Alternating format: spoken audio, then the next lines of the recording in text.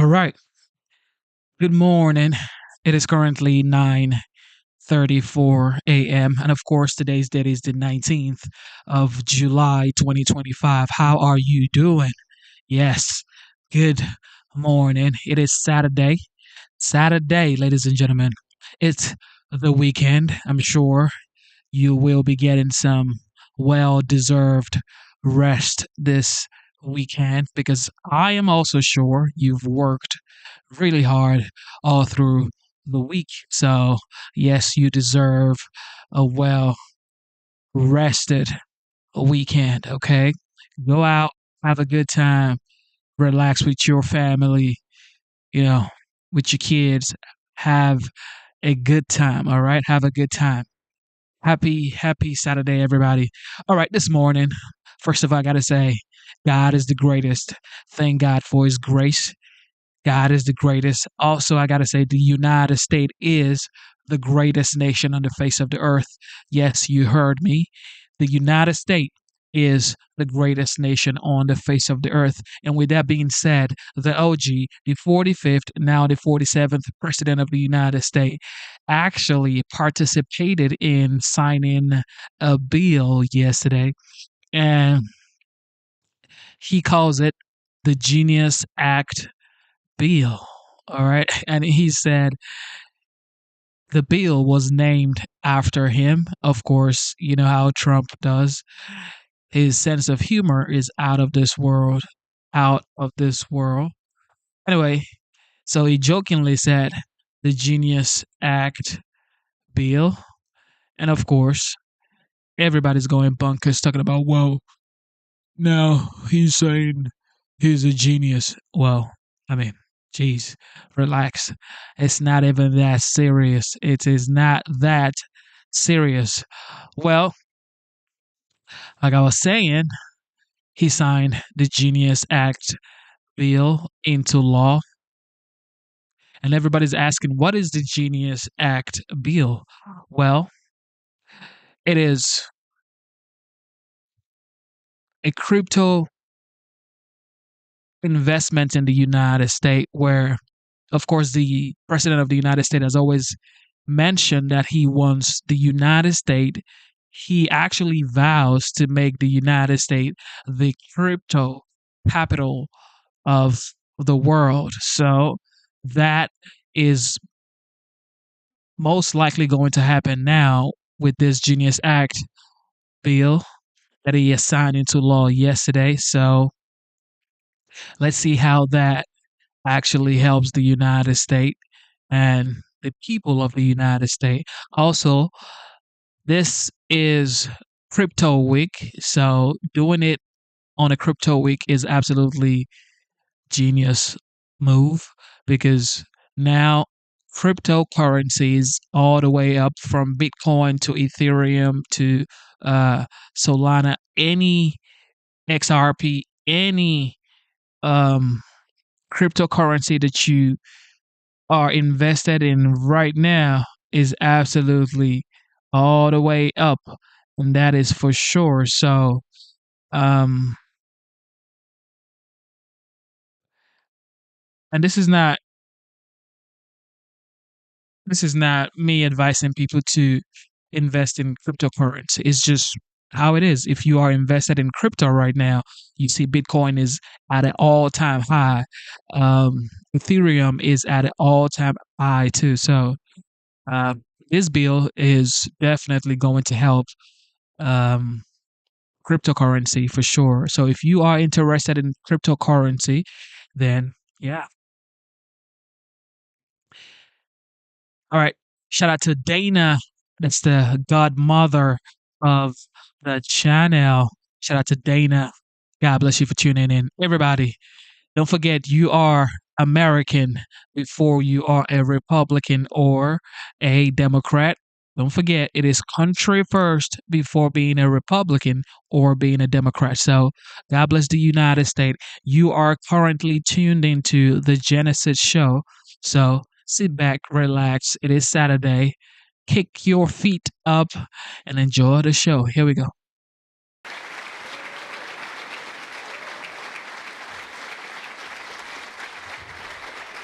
Thank you very much.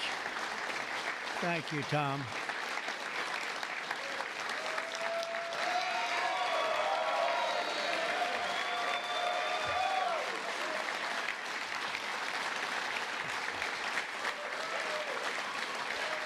Keep going. We worked hard.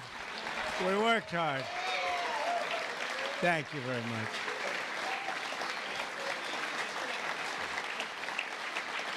Thank you. Thank you very much. Yeah, we worked hard. It's a very important act, the Genius Act. They named it after me, and I want to thank you. I want to thank you. This is a hell of an act. You know, I did something very unusual. I said, this has been something, it's been, a lot of people thought it was impossible, some of the things that have been done. And of course, the great big, I added the word great, the great big beautiful bill, that was something that nobody thought possible. They thought it would be in anywhere from 7 to maybe 3, I'll go the opposite direction, but 3 to 7 different bills. And we said, let's just put it in one, because this way there's something for everyone, and there really is. There's a lot of things for everyone. And when we get the word out how great that is for every single person in this country virtually, and all they have is a soundbite, death. You know what their soundbite is? Death. Aren't they nice? Death. They are the most incompetent people. They've lost their confidence. They've lost everything, if you think about it. But Jasmine Crockett is on her way. She's on her way. She's the new star of the Democrat Party, Jasmine Crockett. They're in big trouble. But I have to tell you, that was great, and this was great. And I am so tired of making phone calls at 2, 3, 4 o'clock in the morning, getting calls from our great speaker. Sir, we have 12 hard no's. I say, Mike, it's 2 o'clock in the morning. We have 12 hard no's. The good news is I'd call up, hello, Jim, how are you? Sir, you have my vote. Boom. Sir, you have my vote. I really they just want a little love. Unfortunately, it's always the same. It's always the same 12 people. That's it. It's 5 senators and it's 12 congressmen. And I actually said to John Thune and I said to Mike, I said, listen, I want to have a party, but not to those people that I have to speak to endlessly every time. And they're wonderful because they always seem to come through, other than a couple. Rand Paul Jr. from the Congress and Rand Paul from, other than a few people. But I said, I want to have them over. We're going to have a party for everybody in Congress, everyone in Congress except 12. We're going to have, and Mike is, Tom, I'll tell you what, Tom is definitely coming. The whole group, where are those 12 people? They're the only people I don't see. We could do it today. We don't have to vote. And I would say of the 53 senators, 48, we're going to have 48 in here. You won't even have to come to that one. But these are the greatest people because they always vote yes, and we don't have to go crazy. You trust us, we trust you. And it's been a very special group of people. We really do. I mean, 96% phenomenal and 4% extremely difficult. Do you agree with that? But they get there, most of them, not all of them. Those are the ones we really don't like. But I want to thank you all for being here. This is really a big day. This afternoon, we take a giant step to cement American dominance of global finance and crypto technology as we sign the landmark Genius Act into law. So congratulations to everybody. This is a big deal. You've come a long way since the Biden administration, when they had no idea what you were all talking about, and half of you were under arrest for no reason whatsoever. True, for no reason. And we want to have it, not China. China wasn't actually happy. They were watching this. They like it, and we've got this. We've got AI. We've got a lot of great ones happening, and this is a very big thing. And I want to thank the bill's author, Senator Bill Hagerty, a very good friend of mine. Thank you, Bill. Thank you, Bill.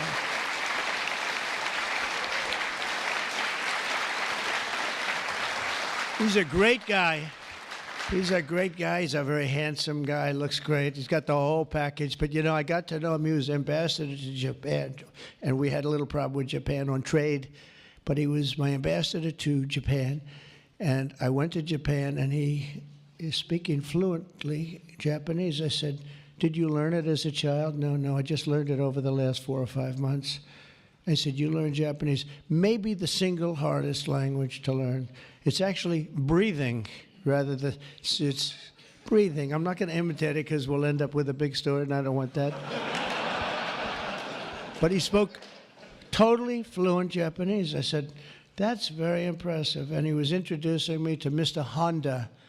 I said, "Oh, are you in the car business?" He goes, "Yes." I said, "You're a very rich man." And then he said, "Mr. Toyota, right? Toyota." And I said, "What business are you in?" Let me guess. He said, "Cars." He was my interpreter, and I was so impressed. And I was getting ready to leave. He said, "Sir, I'd like to run for the United States Senate." I said, "Where are you from?" He said, "Tennessee." I said, "Well, I love Tennessee, but do they know you there?" "No, but if you endorse me, I'll win," right? And I endorsed him, and he took a 48-point lead. And they didn't know who the hell he was. And he's turned out to be a great senator. Now they all know who you are. Yeah, so you're fantastic, and we thank you. And just the fact that you're doing this and you understand this is a complicated world, and you understand it, Bill. So you've been great. Thank you very much. We're also pleased to be joined by our great Vice President, J.D. Vance. J.D., thank you very much. Good job. And he's been up speaking late at night on the phone. I said, "JD, how about you taking 3 or 4 of these people, please? Because 3 or 4 I cannot speak to. I just can't." And he'd take them, and he'd come through, right, JD? Also, Speaker Mike Johnson. He is unbelievable. He's an unbelievable. I mean, if you go by what we're doing, if you keep at this pace, you can't keep it up for another 200 days, but I will tell you this, if you keep up this pace for another week, you go down as the greatest speaker in the House in history. So one more week. One more week. Who needs Tip O'Neill? Who needs Tip O'Neill? He's better looking than Tip O'Neill, too. But no, he's been going at a fervent pace. Would you say that's right? Your wife probably says, "You are crazy." You've been aging beautifully at front. He's an amazing speaker, a great leader, and everybody likes him and respects him, and that's why we're with a very small majority, like 3. We had a time when we were 1. Remember? We said we're 1 heart attack away from losing the House. Then we won a couple of seats and a couple of other. Now we have 7, maybe if we're lucky, 7.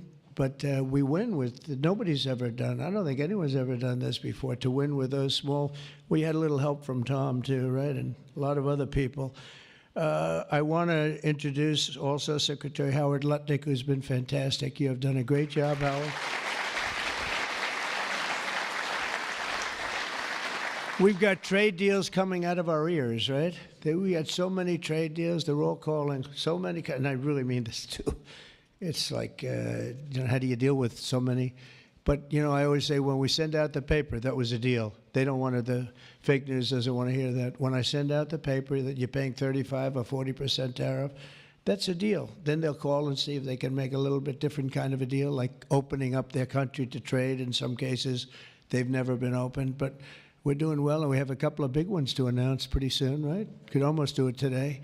Maybe we'll say it. Maybe later on we'll do it. Senator Bernie Moreno, a great victory. Bernie had great victory. A great victory. That was one of the truly tough races. A lot of people weren't sure anybody could win that seat, and you won it in easy fashion, right? We won it together when you think of it.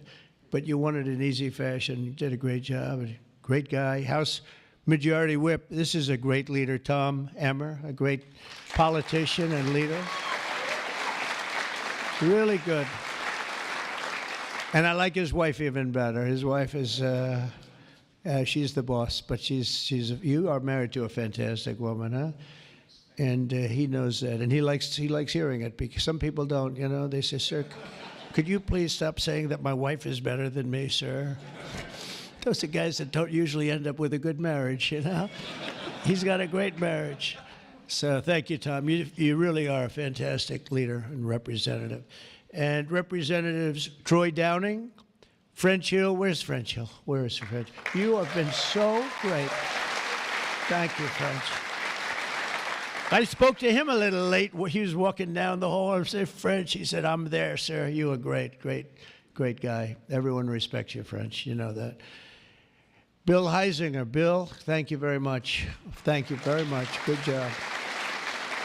Dan Muser. I thought he was going to become the next governor of Pennsylvania, but he likes Congress better, I guess, huh?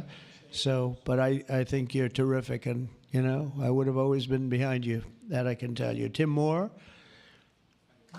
Tim, thank you, Tim. John Rose. John? Hi, John, thanks. Good job. Brian Stile. Brian Stile. Still young?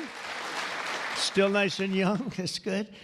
G.T. Thompson. G.T. Thank you. Andy Barr, good friend of all of ours. Thank you, Andy. Monica De La Cruz.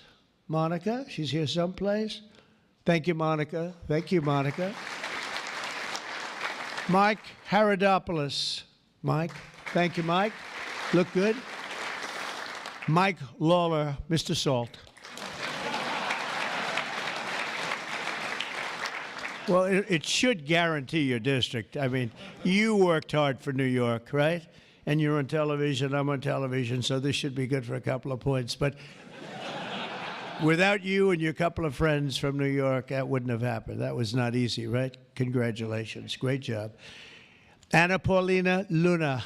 Anna, who is so great. I don't, even if she's here or not here, I want to tell you that she has been so great and worked so hard to make sure we got it approved.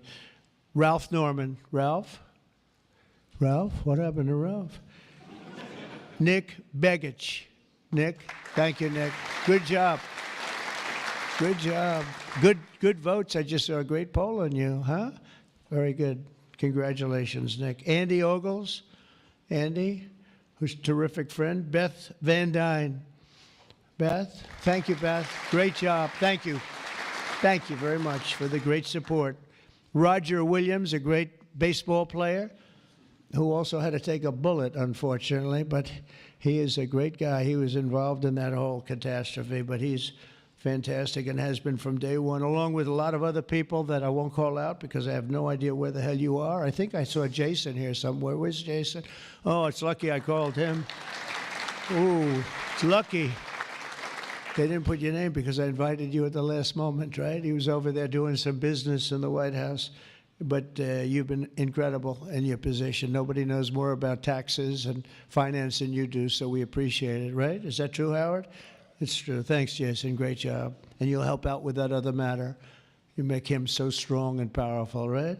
Along with Deputy Secretary of Treasury, Michael Faulkender. Where's Michael? Good, Michael. How are you?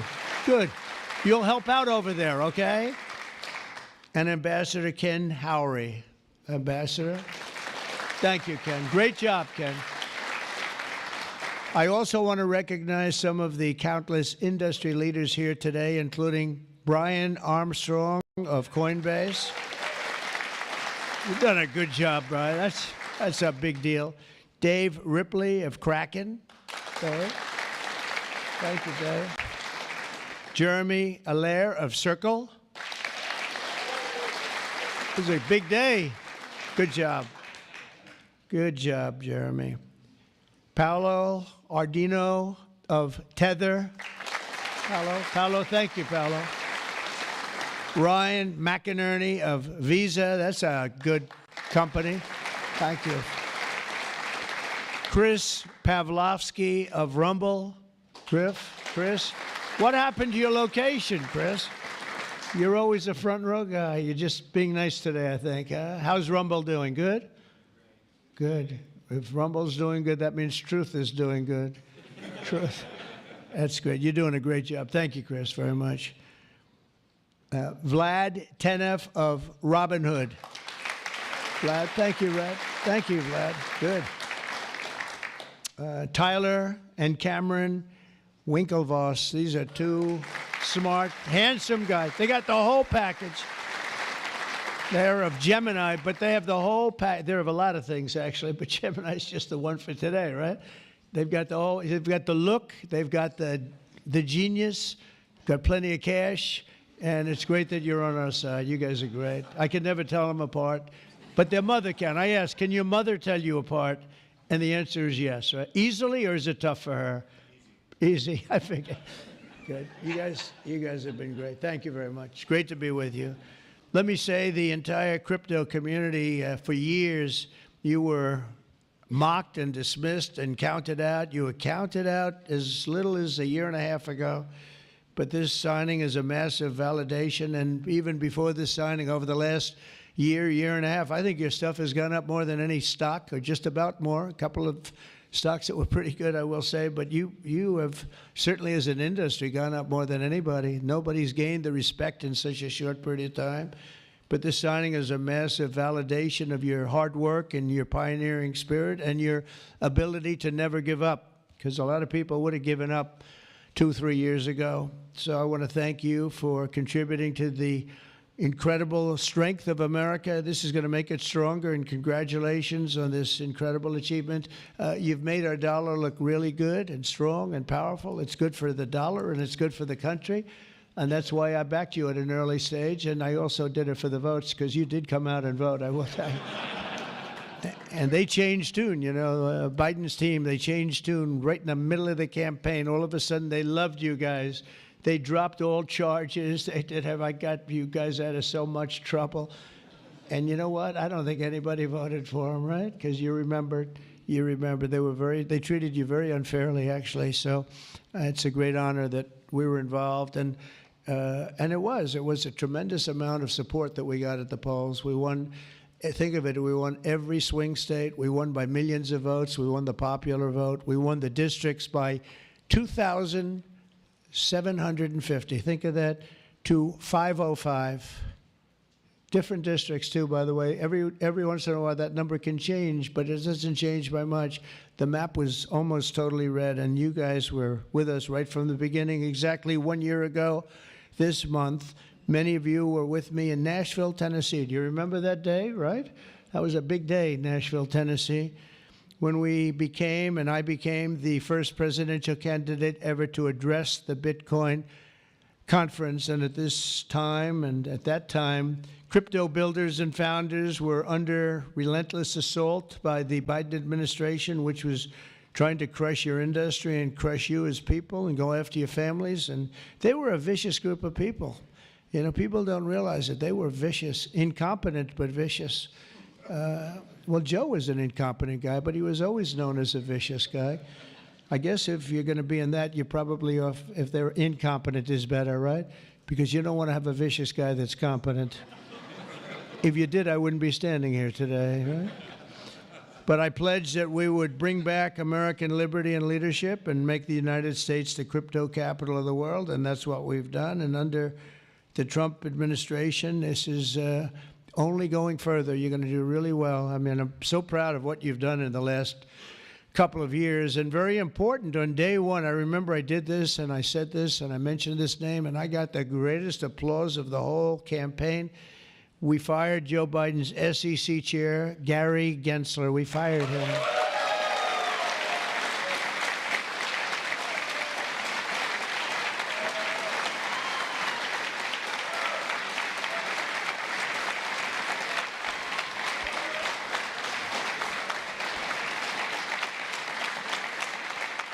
But I remember I was making a speech, and it was just a line in a speech. And I said, and I will fire Gary Gensler. The place exploded. I finished, and I said, what the hell did that guy do? There was a lot of hatred there, I'll tell you. And it turned out, as I got familiar with everything, it turned out you were absolutely right. In his place, I appointed a visionary chairman who wants America to build the future and not block the future. He's going to be unbelievable. He'll go down as one of the greats. And Paul Atkins, where are you, Paul Atkins?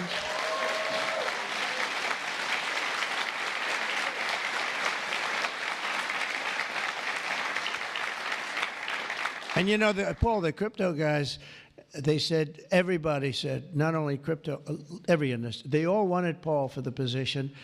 And he's a tough cookie, too. But they actually said, we don't care. We just think he's fair. All they wanted was fairness. And they have somebody that you're really a champion of the street and you're a champion of the country. You're going to do a fantastic job. I saw you interviewed the other night. I watched it about 2 o'clock in the morning. There was a little thing called C-SPAN, which I don't know how many people were watching. Don't worry, you were on primetime too, but they happen to have a little rerun.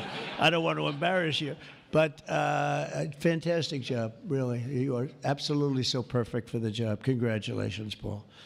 And Paul is here today among the commissioners, various commissioners, including Hester Pierce and Mark Yoida. Hester and Mark Yoida.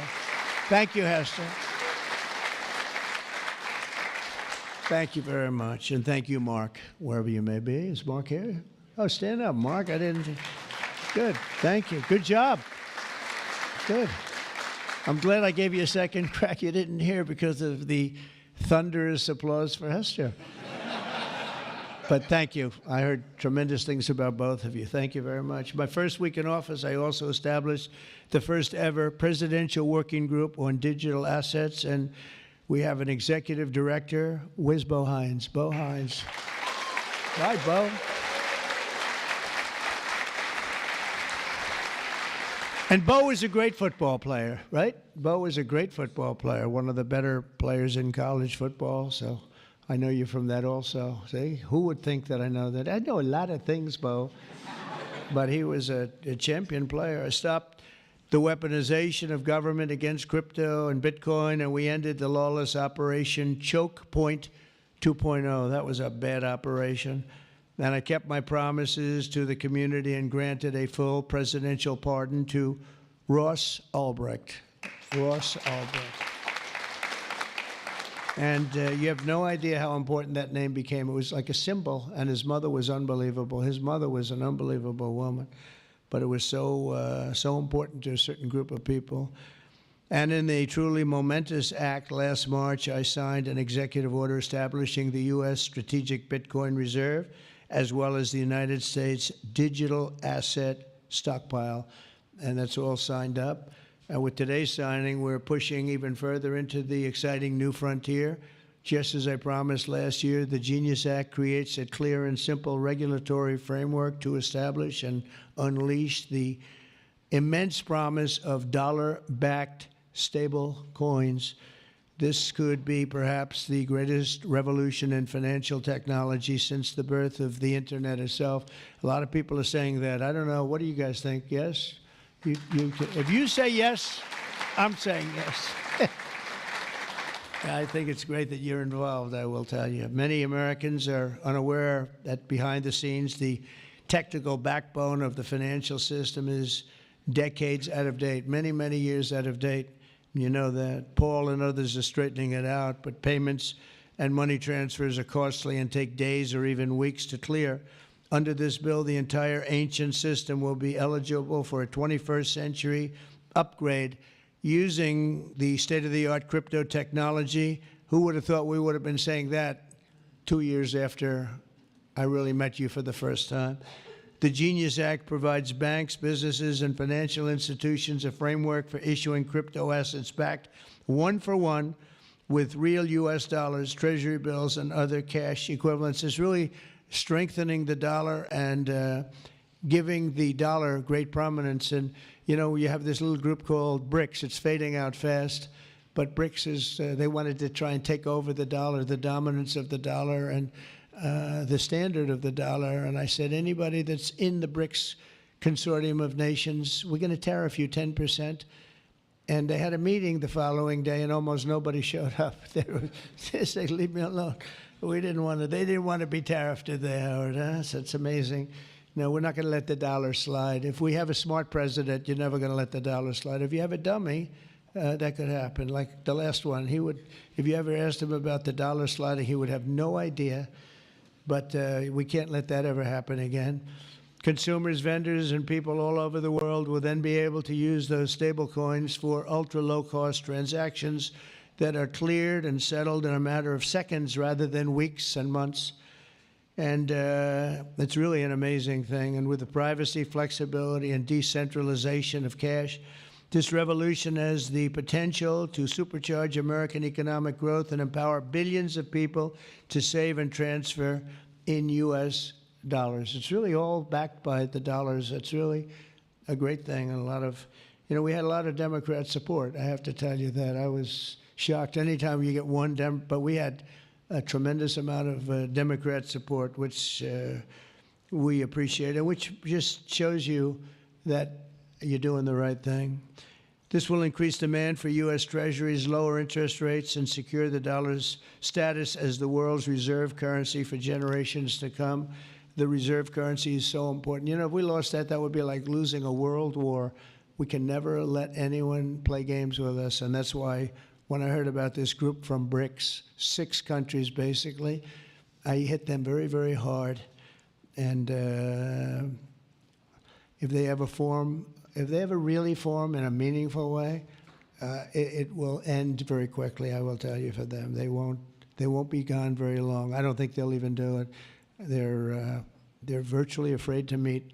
I also remain fully committed to my pledge never to allow the creation of a central bank digital currency in America. It won't happen. My first.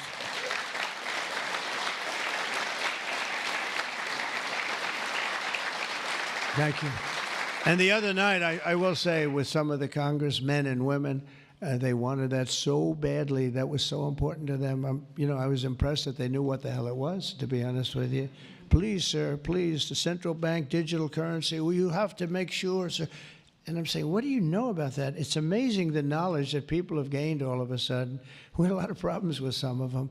I said, we've already got it from the Fed, right, from Commerce, and from an executive order. You don't need it a 4th time. Sir, we have to get it. It's amazing. But they knew their subject, though, didn't they, huh? And we helped them out. My first week in office, I signed an executive order to ban the creation of a CBDC in the United States, and very soon I look forward to signing legislation that will codify and make it a permanent law, put it in permanence. I'm also committed to signing landmark crypto market structure legislation this year to grow the industry. We're going to be growing it even more than people ever thought. It's a really hot industry. And for a little while, 2 nights ago, we were a little concerned because we were a little short on votes. Like, I would say maybe we were about 9 short. 9 short at 3 in the morning. We were about 4 short at 3:30 in the morning. And we were in good shape at 4 o'clock in the morning, right? But the people, and few people, have fought harder for the bill than we're signing than some of the people here today. You have been unbelievable. It's our White House AI and crypto czar, David Sachs, who has done such a great job.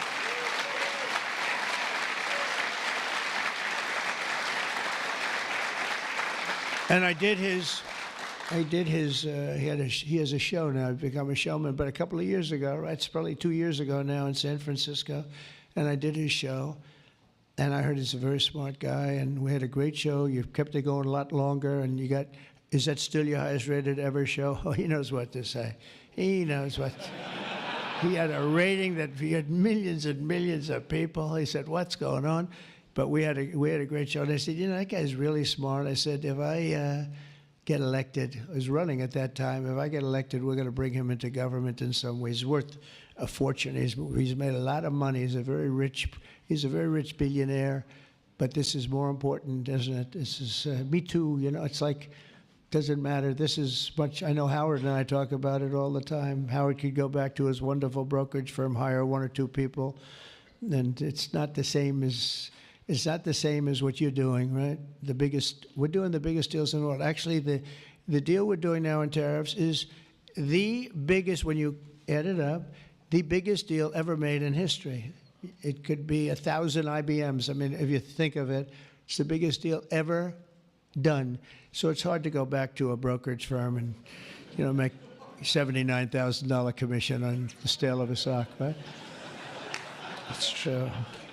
But I want to ask David. So David's been fantastic. He's done an incredible job. And I'd like to ask David to come up, say a few words. Thank you very much. Thank you, sir. Thank you so much.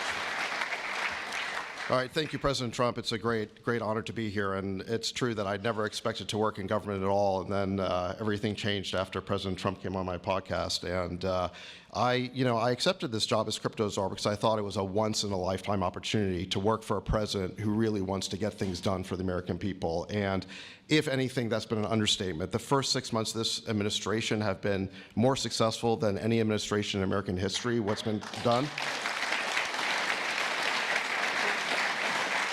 It's just been incredible. President Trump has worked at tech speed. We're used to working fast in Silicon Valley, but even this is fast for us in Silicon Valley, the speed at which you move, President Trump. It's really incredible. And now today, you have another historic legislative achievement that is a monumental step to fulfilling your promise to making the United States the crypto capital of the world. This Genius Act will unlock American dominance in the crypto industry by creating clear rules of the road. It will update archaic payment rails with a revolutionary new payment system, and it will extend U.S. dollar dominance, like you said, globally, by creating a digital dollar that people all over the world can use. And for every digital dollar in a crypto wallet, there'll be a traditional dollar in a U.S. bank account, which will create trillions of dollars of demand for U.S. treasuries. So that is the power of this bill, is U.S. dollar dominance. This is a huge promise made and promise kept by President Trump. And there's just a few other people I'd like to thank. First, my family for being here. Thank you.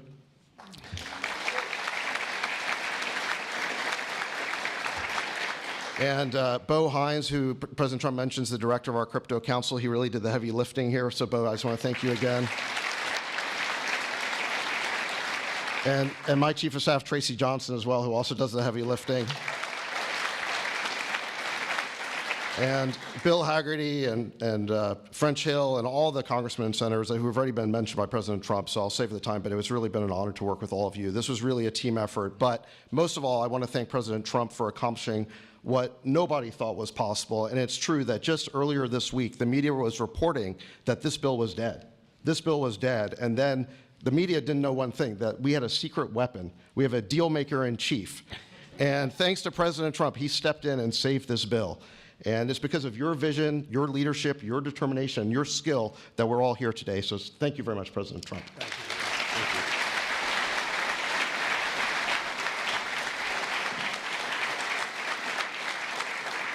you. Is that Laura? Please come. Just come here. This is our superstar. She was the head of the Republican Party, and nobody complained about anything. We went on to great. This is Laura Trump. Married to a young gentleman named Eric. They have beautiful 2 children, but she has been so good. She stepped into that position like it was nothing that we won, and she said, Dad, I'd like to go home right now to my beautiful husband and my son and daughter, Ed, but you did a fantastic job, and you worked with a great gentleman, too. He's doing a fantastic job.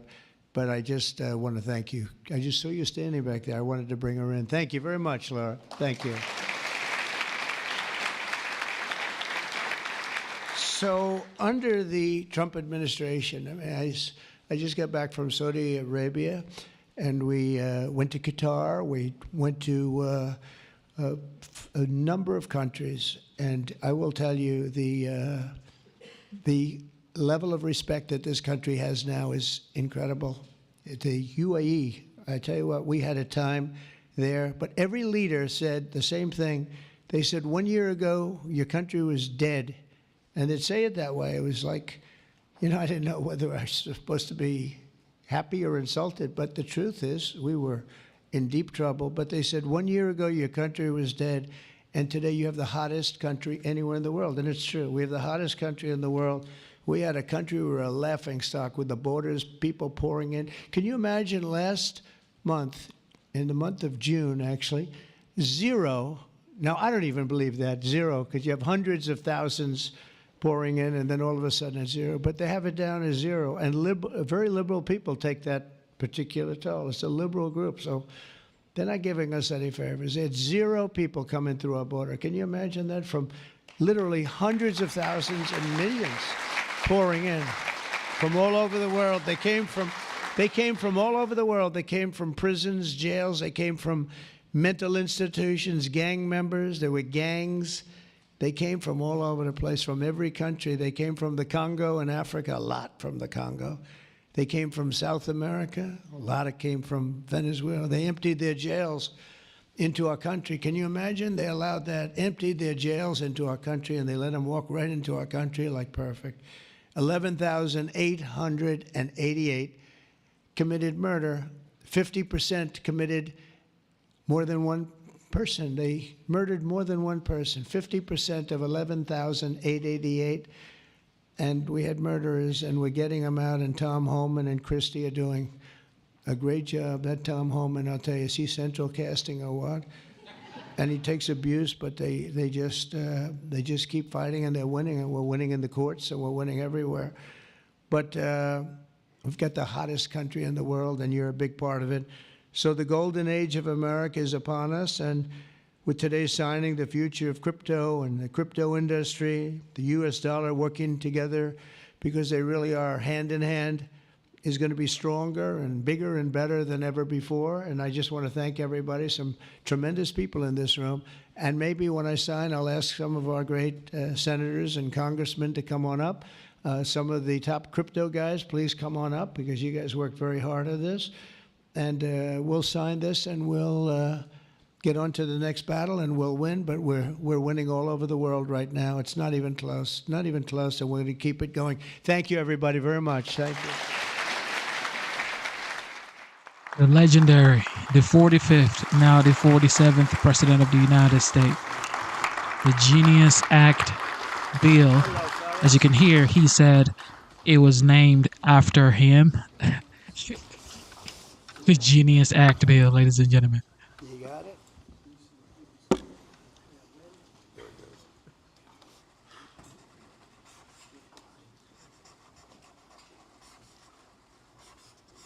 This is not an auto pen, by the way.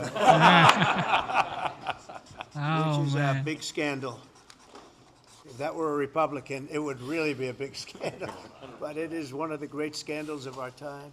Thank you very much, everybody.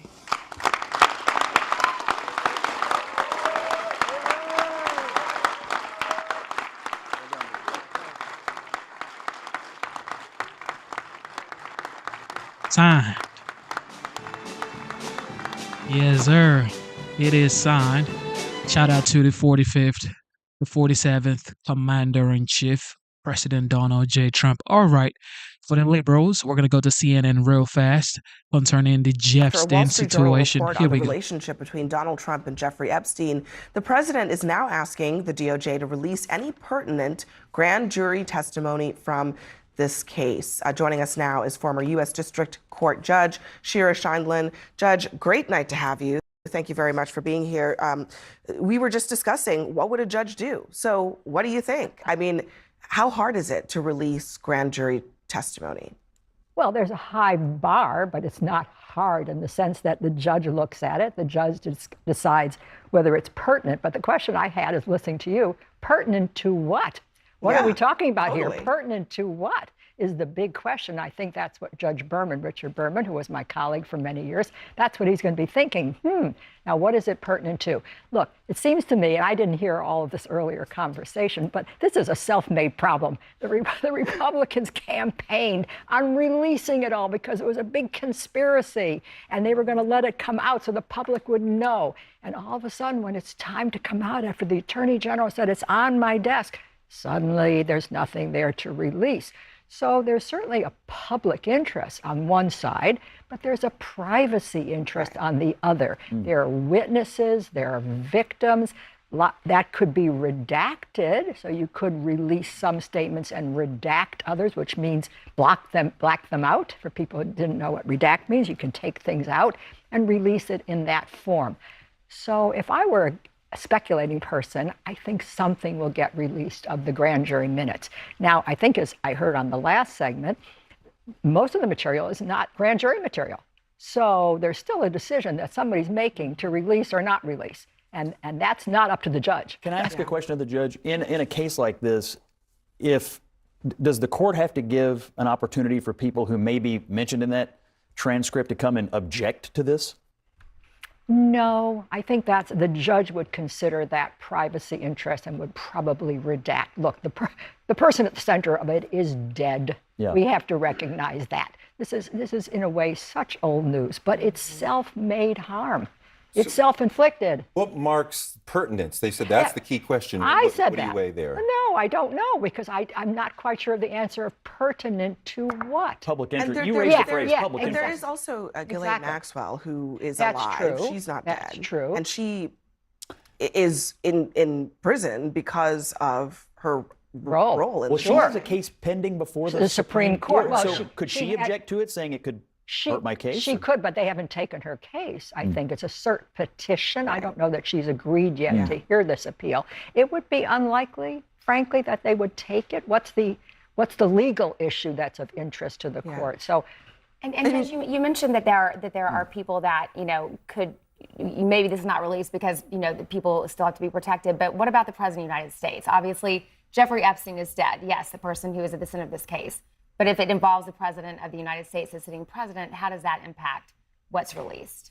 if there's something in the grand jury testimony that might in some way impact him, that's something that the judge would have to consider in both directions. In other words, does the public have a right to know what his involvement was? I mean, we seem to know an awful lot about it already, right? We've heard, we've seen his picture every night as a young man with Jeffrey Epstein. We now hear his letters, his birthday cards, or all the rest of it. So we know a lot about their relationship. With us now, CNN senior legal analyst Ellie Honig. The president tells the Attorney General Pam Bondi to ask a court for the release of pertinent grand jury testimony. Why is the word pertinent important here, Ellie? Well, pertinent's doing an awful lot of work there, John. First of all, just grand jury testimony itself is only going to be a fairly small fraction of the entire file. In addition to that, we now have this word pertinent. And so that begs the question, pertinent to what? And pertinent as determined by who? So it gives the Attorney General, in some respect, wiggle room, but it also puts her in a very difficult position where apparently she's going to have to A, decide what's pertinent, and then B, you have to go in front of a federal judge and get permission to release grand jury materials. So there's a lot of hurdles still in place here. What is the difference between calling for the release of pertinent grand jury material and calling for the release of all investigatory information in the Jeffrey Epstein case, which is what some Republicans and the president's own supporters have long been calling for?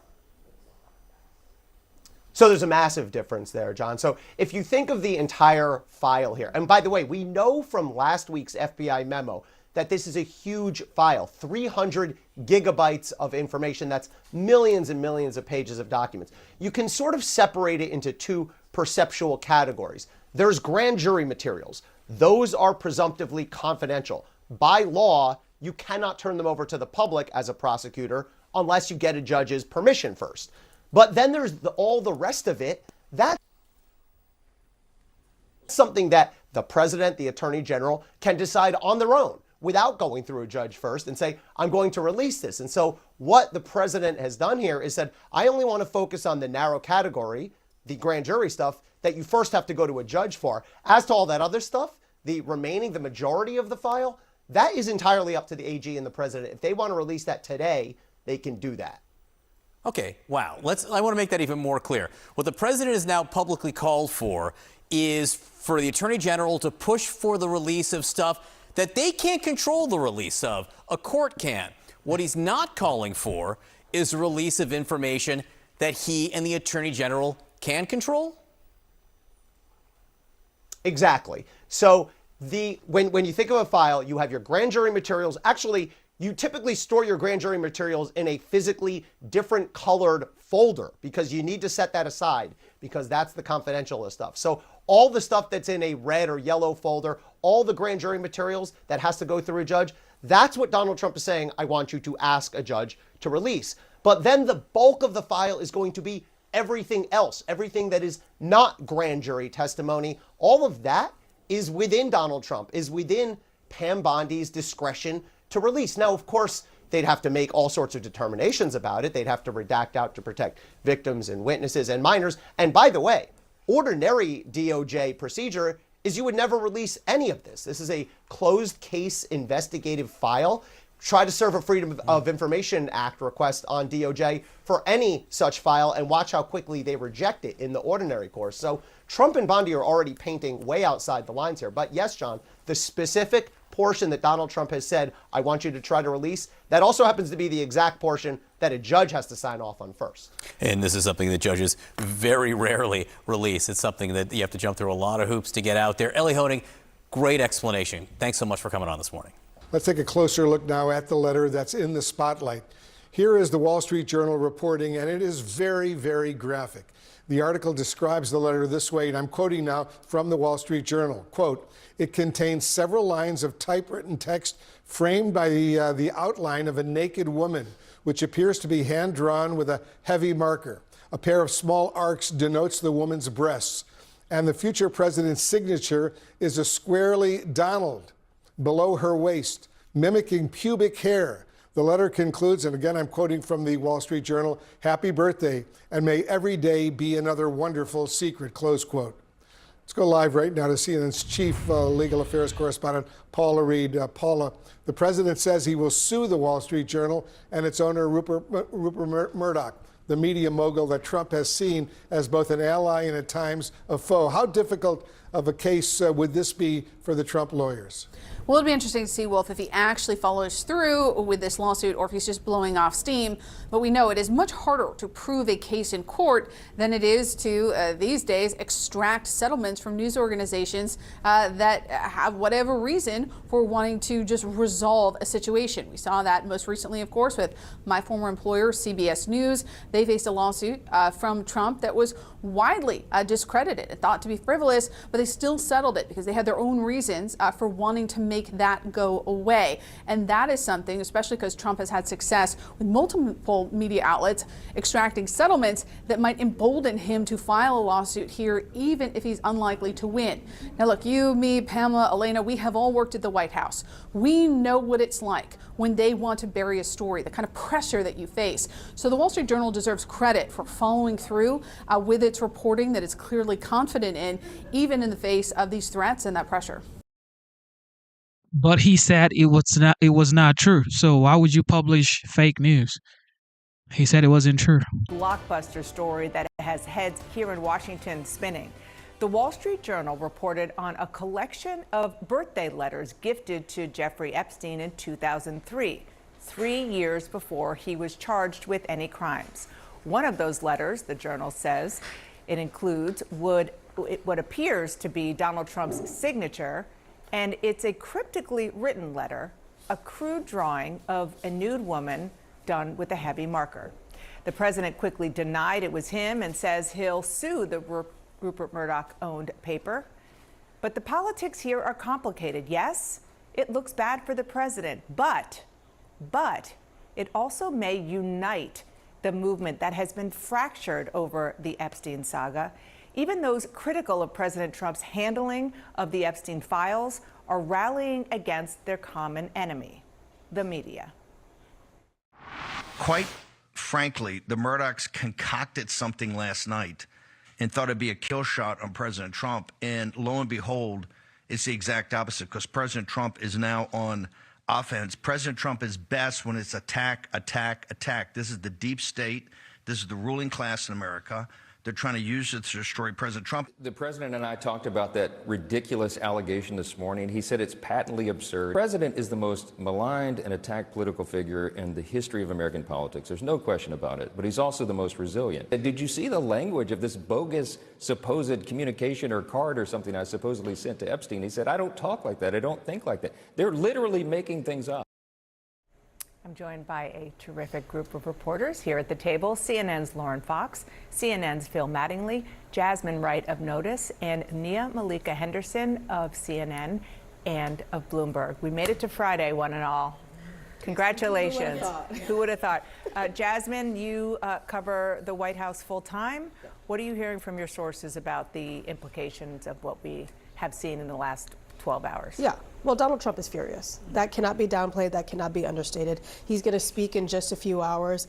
Everyone is waiting to see what he says when he's signing at a bill signing later on today. But the implications, I think, are twofold. One, the White House has been trying for days to put this behind them, this whole Epstein thing, trying to get the MAGA movement to move on. I've talked to numerous White House officials who basically say whatever is going to happen is going to happen. We're not going to change. Yesterday, we heard the press secretary say that Donald Trump did not believe that he needs to recommend a special prosecutor for this case. And now you have those same MAGA allies who were really enraged with the White House, maybe not so much the president, but certainly how the administration was handling it, basically defending the president all of a sudden. And they're kind of getting the best of both worlds. Yes, they're back on Donald Trump's side because they can defend the president against the media, but they're also now getting what they believed to be is more access potentially to documents now that he's asked Pam Bondi to, basically request the grand jury release more documents. Of course, who knows if that actually happens, but they're kind of in a good position right now, which they have not been for days. And Phil, let me just go back a little bit and read some of what is in that, what the Wall Street Journal says is that letter, that birthday letter. What it allegedly said. Donald, we have certain things in common, Jeffrey. Jeffrey, yes, we do, come to think of it. Donald, enigmas never age. Have you noticed that? Jeffrey, as a matter of fact, it was clear to me the last time I saw you. Donald, a pal is a wonderful thing. Happy birthday, and may every day be another wonderful secret. Now, again, I just want to be clear. This is an imagined conversation, allegedly written in a birthday message by Donald Trump between the two of them. Allegedly. Now let me just read to you the president's denial. The Wall Street Journal printed a fake letter, supposedly to Epstein.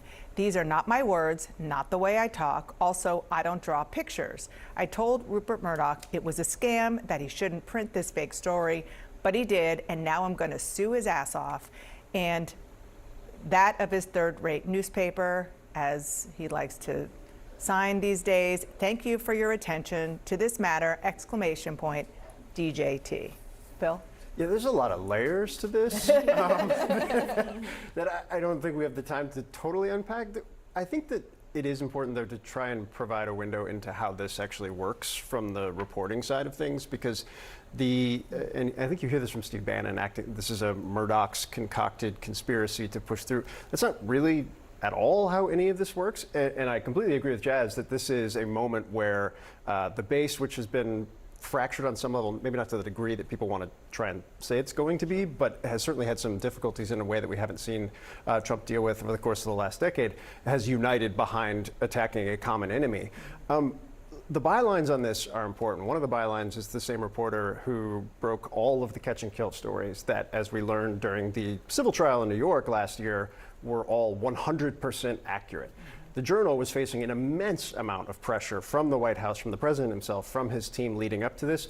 They have a lot of lawyers. You're not printing this if you don't feel like you're in a very solid place on this. That process is not understood. This isn't something that they just pop out to pop out. This is something that they wouldn't have put out, especially given the current environment when it comes to journalism and legal issues, if they didn't feel confident in it. We don't have it. I don't know what it actually says or means.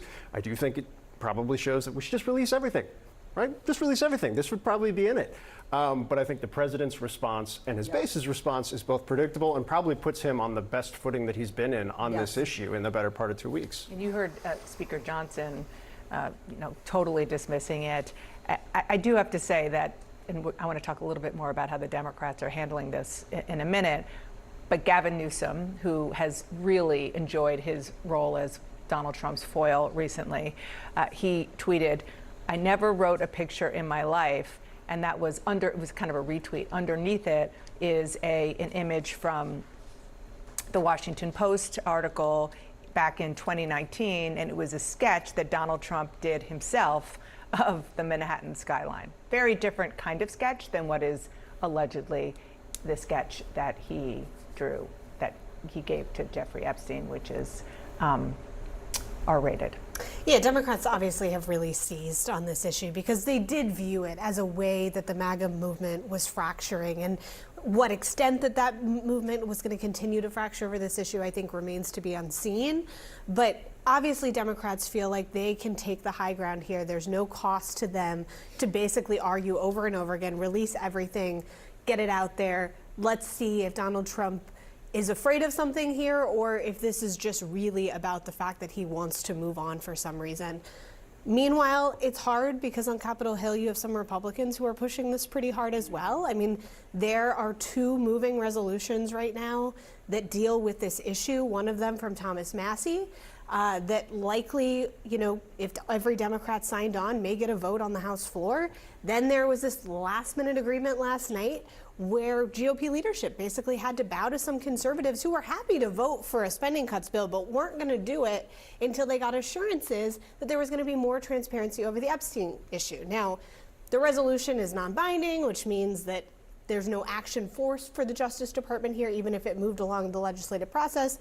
Also, Speaker Johnson has not promised when he would put that on the floor or if he's going to put that on the floor, but that just underscores here, members are hearing from their base. Like when you talk to members on Capitol Hill, they say that people are lighting up their phones about this. And there is an alliance, an uncomfortable one, with Democrats who are, as we have been talking about this week, taking a very different tack on this than they have in the past. They're jumping in. They're not sort of abiding by the old playbook of don't bother your enemies when they're going after each other.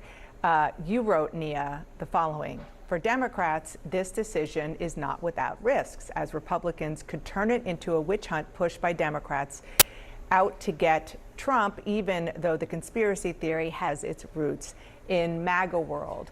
Talk about that, but also about the fact that this week we have seen Donald Trump try so many tactics to try to get rid of this and calm the base down, including pretending that this is a Democratic conspiracy or layering that on top of the original conspiracy. And now it looks like they are joining. It's finally working, yeah. Against the media. Yeah, I mean, it does seem like they're able to, at least today, suggest that this was some sort of media plot. It's the Democrats, which is good footing for them. He tried to do that in a couple of tweets and say this was Obama, it was Comey, it was name your Democrats' fault, and don't they always want to come at me? That didn't really work, and then he turned to saying that his supporters, that they were idiots and losers and suckers for actually believing this conspiracy theory that was pushed by Donald Trump and Pam Bondi and Kash Patel.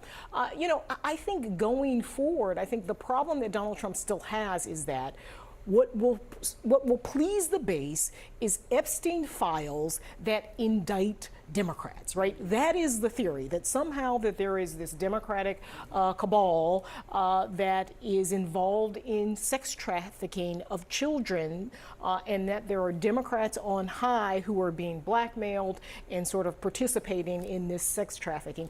That is a lie. It is not true, but it is what the MAGA base has been believing, has been told really by people who are now in Donald Trump's administration. So short of that, it's not clear what they would like to see or would be pleased by.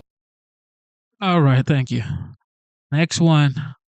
The network Late night show has been canceled. Here we go. And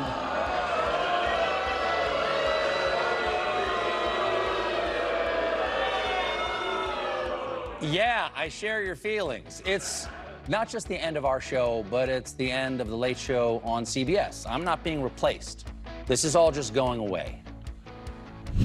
That was nearly 24 hours ago, and we should note that the Late Show is being canceled after 30 years. So the question is still out there without real answers.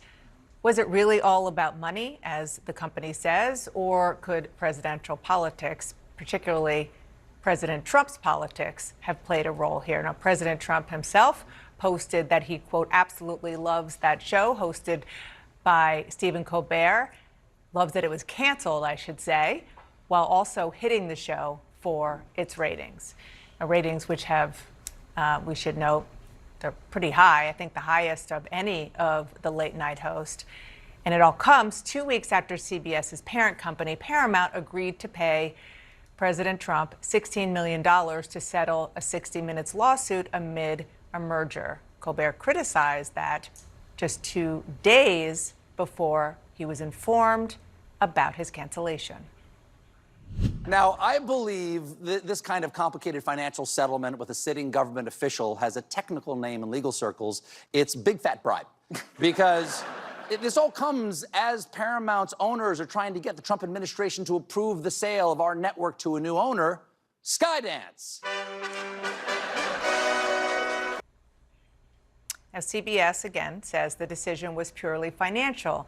And for years, there has been a warning, lots of warning signs, about late night's decline. Ratings, generally speaking, have begun to shrink as the way that people consume television has changed a lot. Ad revenue has declined 50% over the last 6 years. Brian Stelter joins our panel, and I'm going to start with you, Brian. What more are you learning? I know you've been talking to people inside CBS and in and around CBS all day.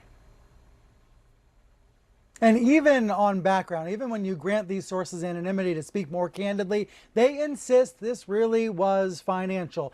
At least the financials are a pretext. There is also, though, a question about whether the future owners of CBS maybe wanted Colbert out of the picture.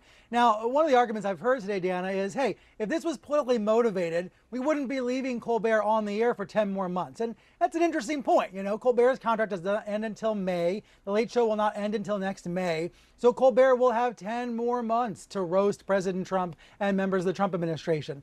That said, however, this does, I think today, as people process this, you can sense there's a little bit of a chilling effect or concern about a chilling effect. The Writers Guild of America, which represents writers who work on the show, they are out with a pretty bold statement this afternoon calling on the New York State Attorney General to investigate the matter. Here's a part of the statement. Quote, given Paramount's recent capitulation to President Trump in the CBS News lawsuit, the Writers Guild has significant concerns that the Late Show's cancellation is a bribe, sacrificing free speech to curry favor with the Trump administration as the company looks for merger approval. I had a source close to Colbert say to me today that this feels like a situation where Colbert and the Late Show are a casualty of that pending merger. And there's a broader concern at play here that I think folks all around the world can relate to. A country where you can't lampoon a sitting president is not a free country. A country where you can't publish editorial cartoons or have late night monologues or have satires about the president is not a democratic country. Of course, we're not there. We're not there at all right now. There are lots and lots of figures who are famous for mocking and deriding President Trump.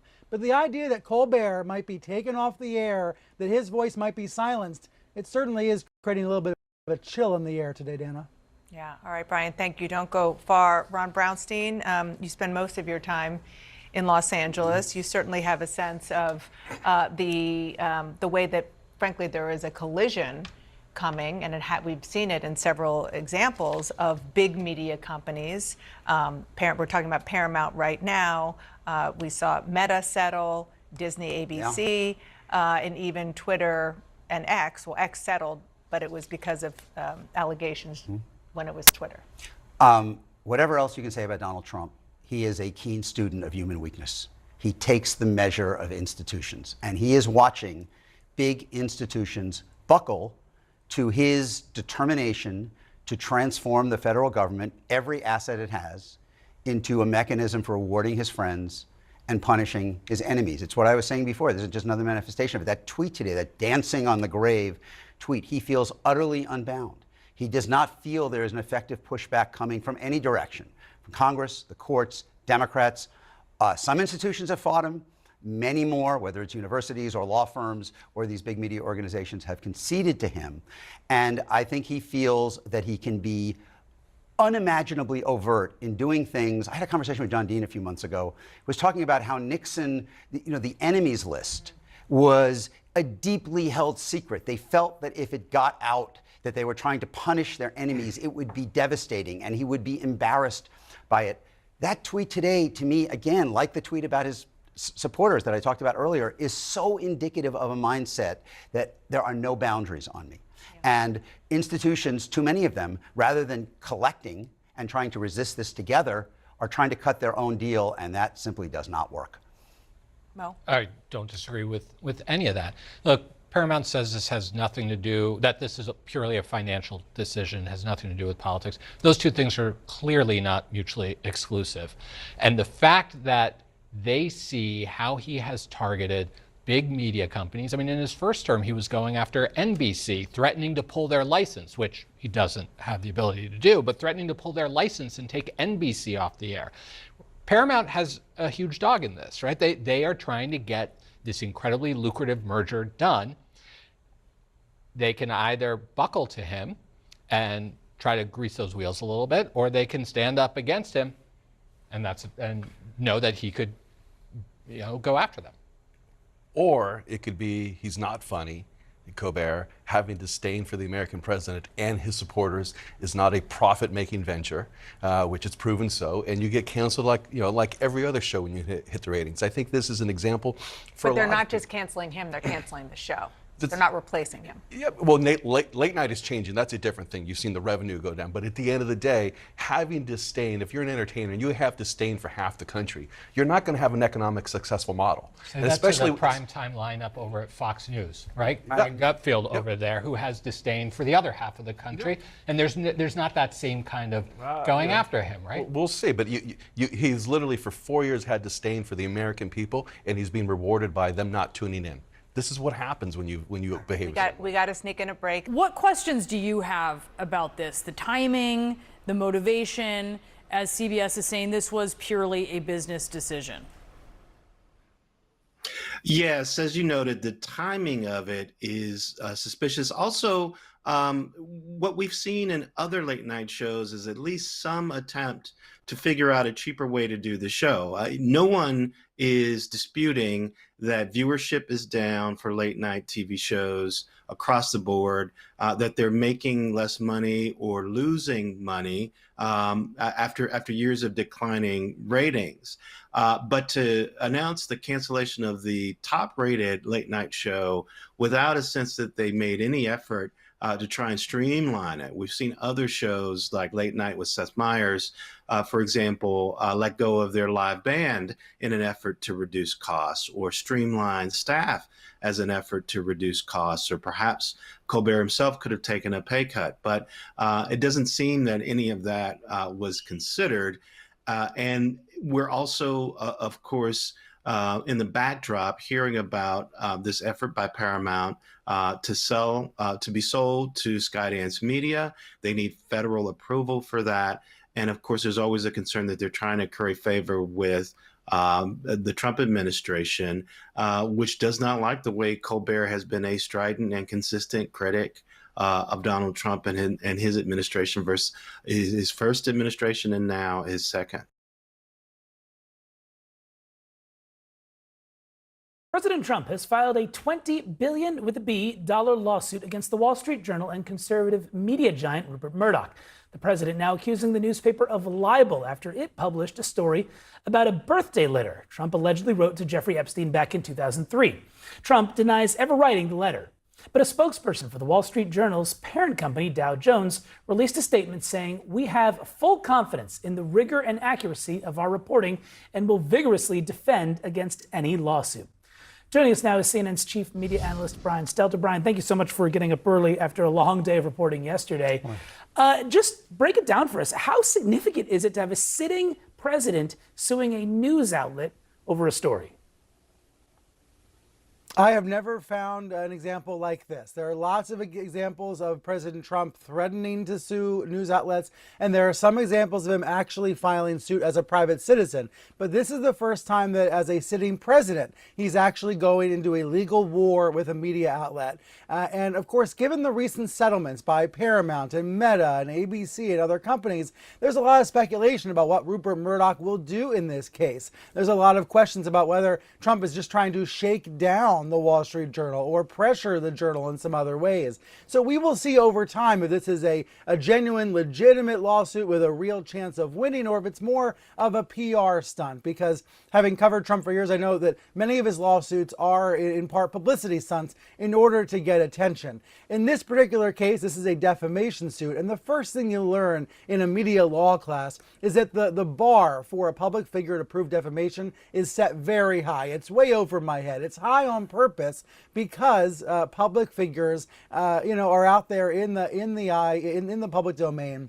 And there's lots written about them, and that's the way that the Supreme Court believes it should work as the precedent was set back in the 1960s. So speaking with First Amendment lawyers overnight, I have a sense from them they believe this suit is pretty weak. As one of them said to me, quote, just screwing up even badly is not enough for defamation.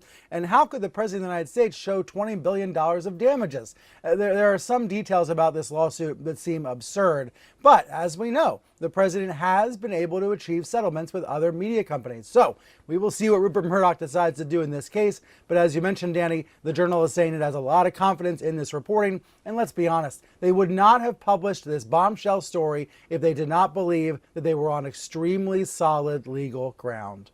Man, how many people will be posting and also reporting fake news? Something about they wouldn't report it if they don't have. Where's your proof? Show us your source, your proof, everything you have on it, bring it out. Well, now you're being sued. Here we go. Other people also believe that this is not the last we've heard, perhaps, from the Wall Street Journal on this topic. Brian, in your latest piece, though, you wrote that the mere threat of this lawsuit, and then, of course, the follow-through, opened a new chapter in the operatic relationship between Trump and specifically Rupert Murdoch. Let me get your take on this. Is Rupert Murdoch one who is known to back down from a fight here? Not only does Rupert Murdoch love to fight, he's even fighting his own children.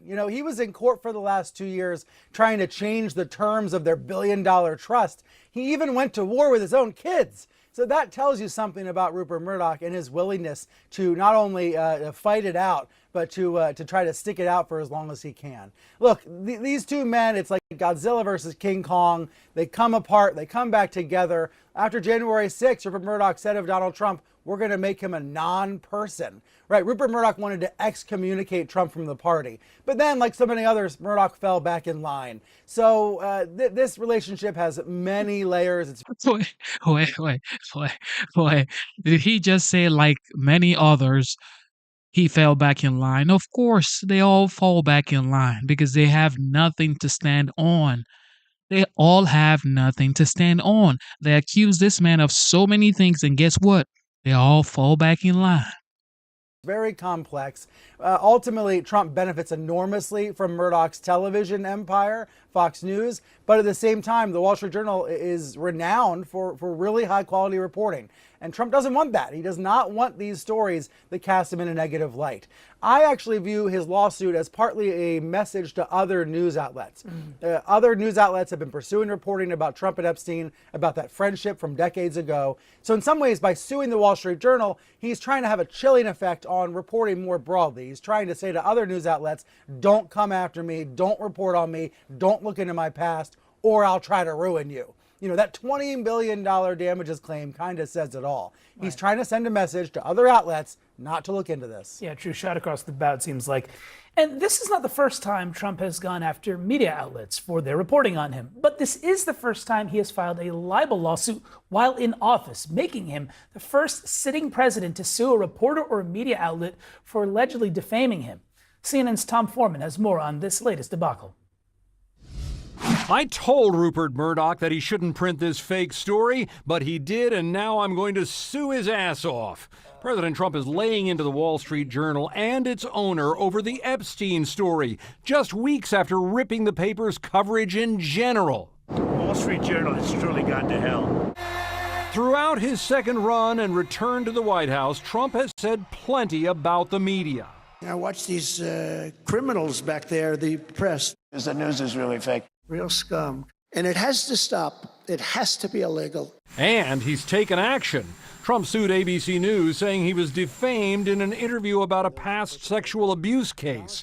The network settled by promising $15 million to Trump's presidential foundation, but his attacks have not stopped.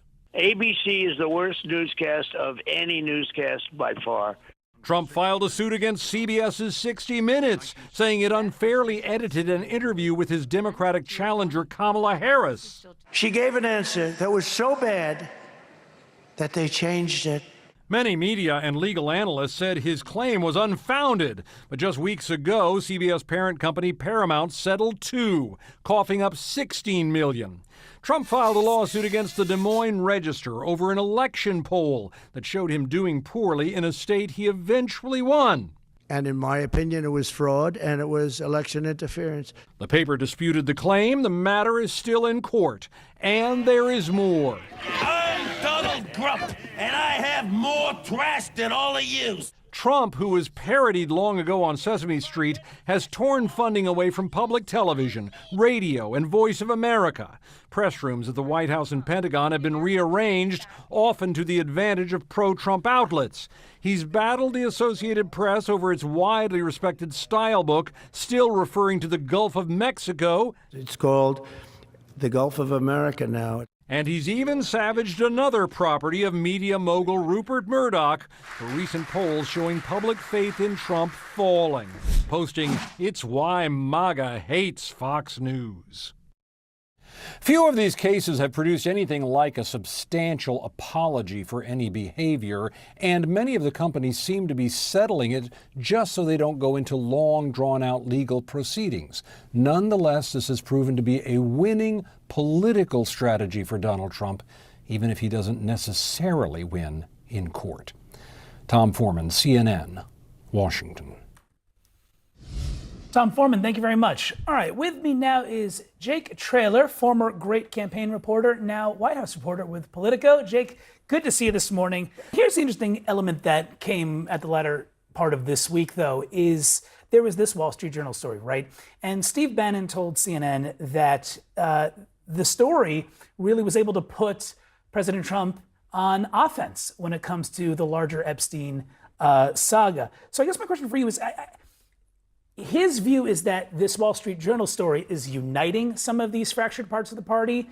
But what do you think? Can unity last if there is not something of substance released by the government?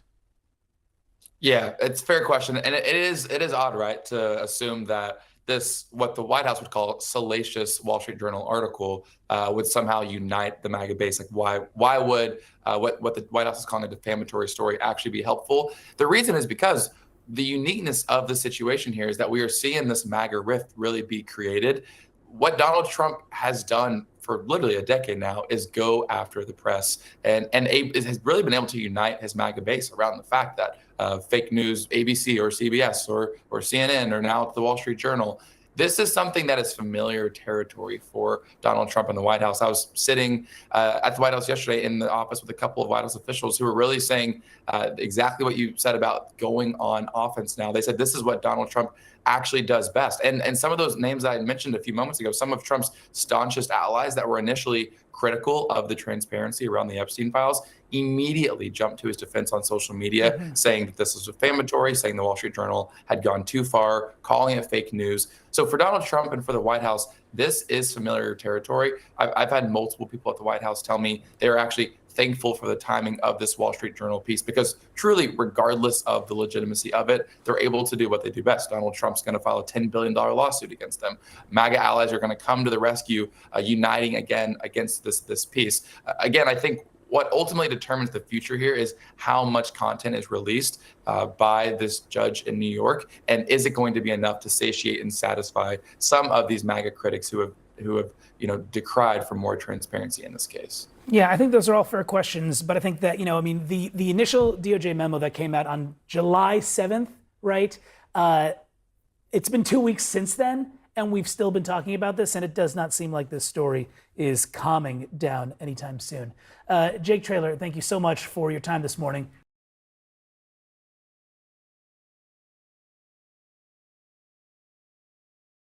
Asking a judge to release grand jury testimony in the Jeffrey Epstein case.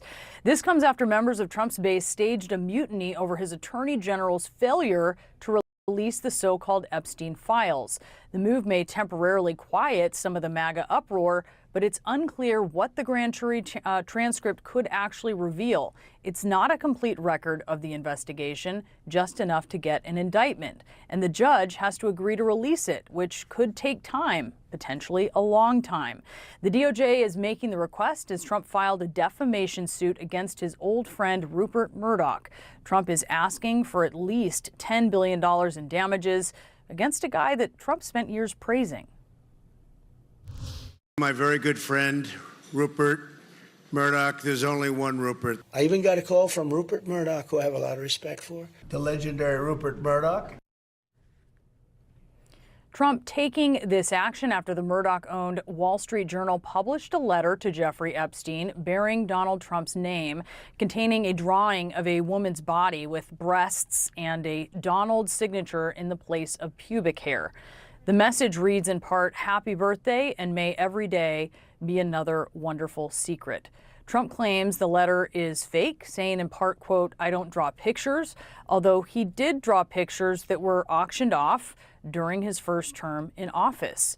Trump's closest allies, though, are coming to his defense. His vice president, who has been curiously silent on the Epstein saga after previously calling for the release of documents, posted on social media, quote, "Does anyone honestly believe this sounds like Donald Trump?" To be clear, he is talking about this Donald Trump.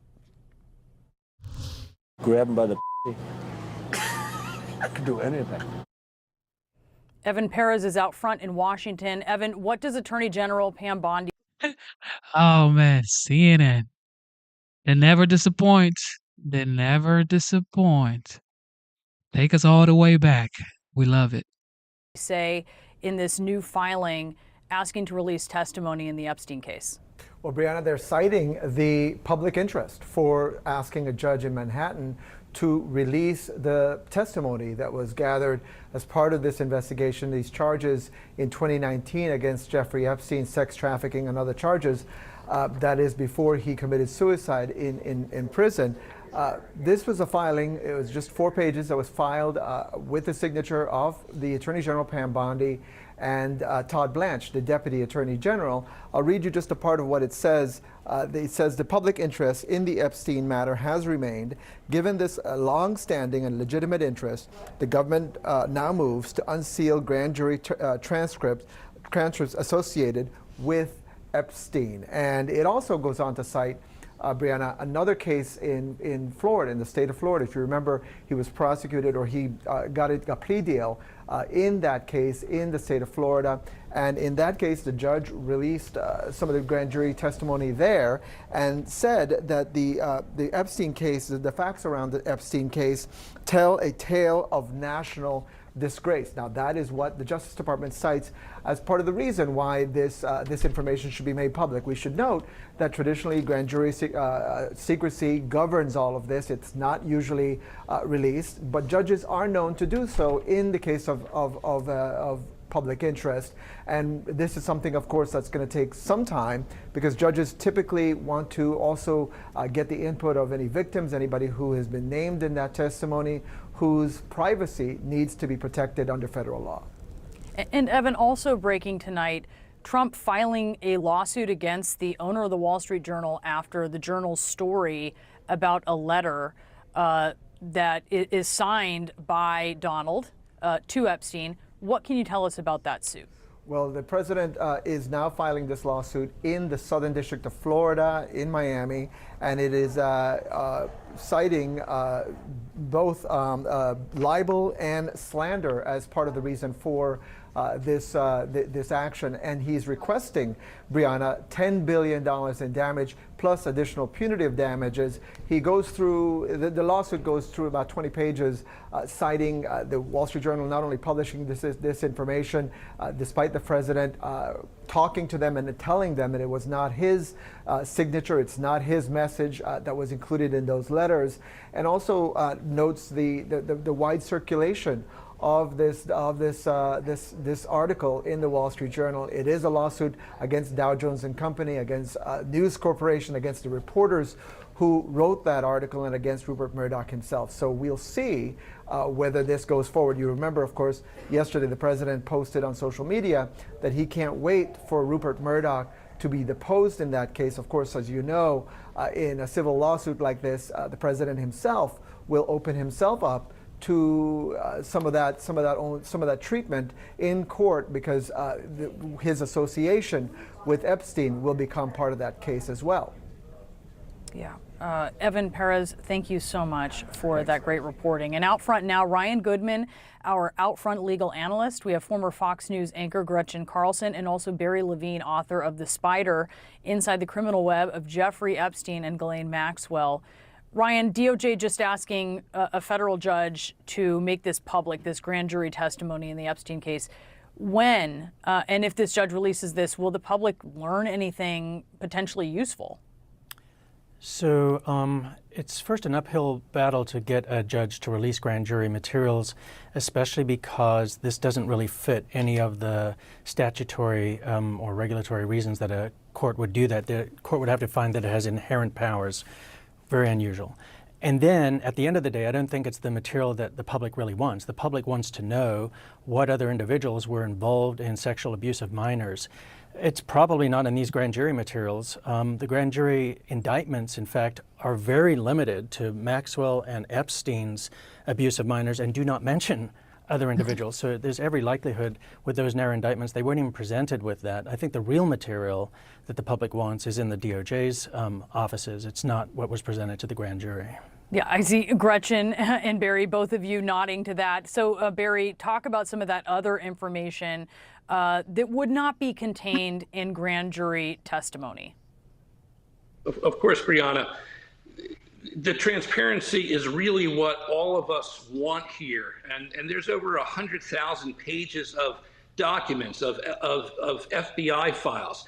And of course, as he was just saying, the grand jury testimony is really limited to what the indictment said was the period of time from 2002 to 2005 when Epstein abused women in Palm Beach at his mansion there and in New York. We're looking for the complete transparency of all the files so we can learn about the interviews that had been conducted over the years by the FBI. We can learn the details of the autopsy report after Jeffrey Epstein's death behind bars. I'm particularly interested in his primary accuser, Virginia Giuffre. She had named six or seven prominent individuals who she said she had been trafficked to.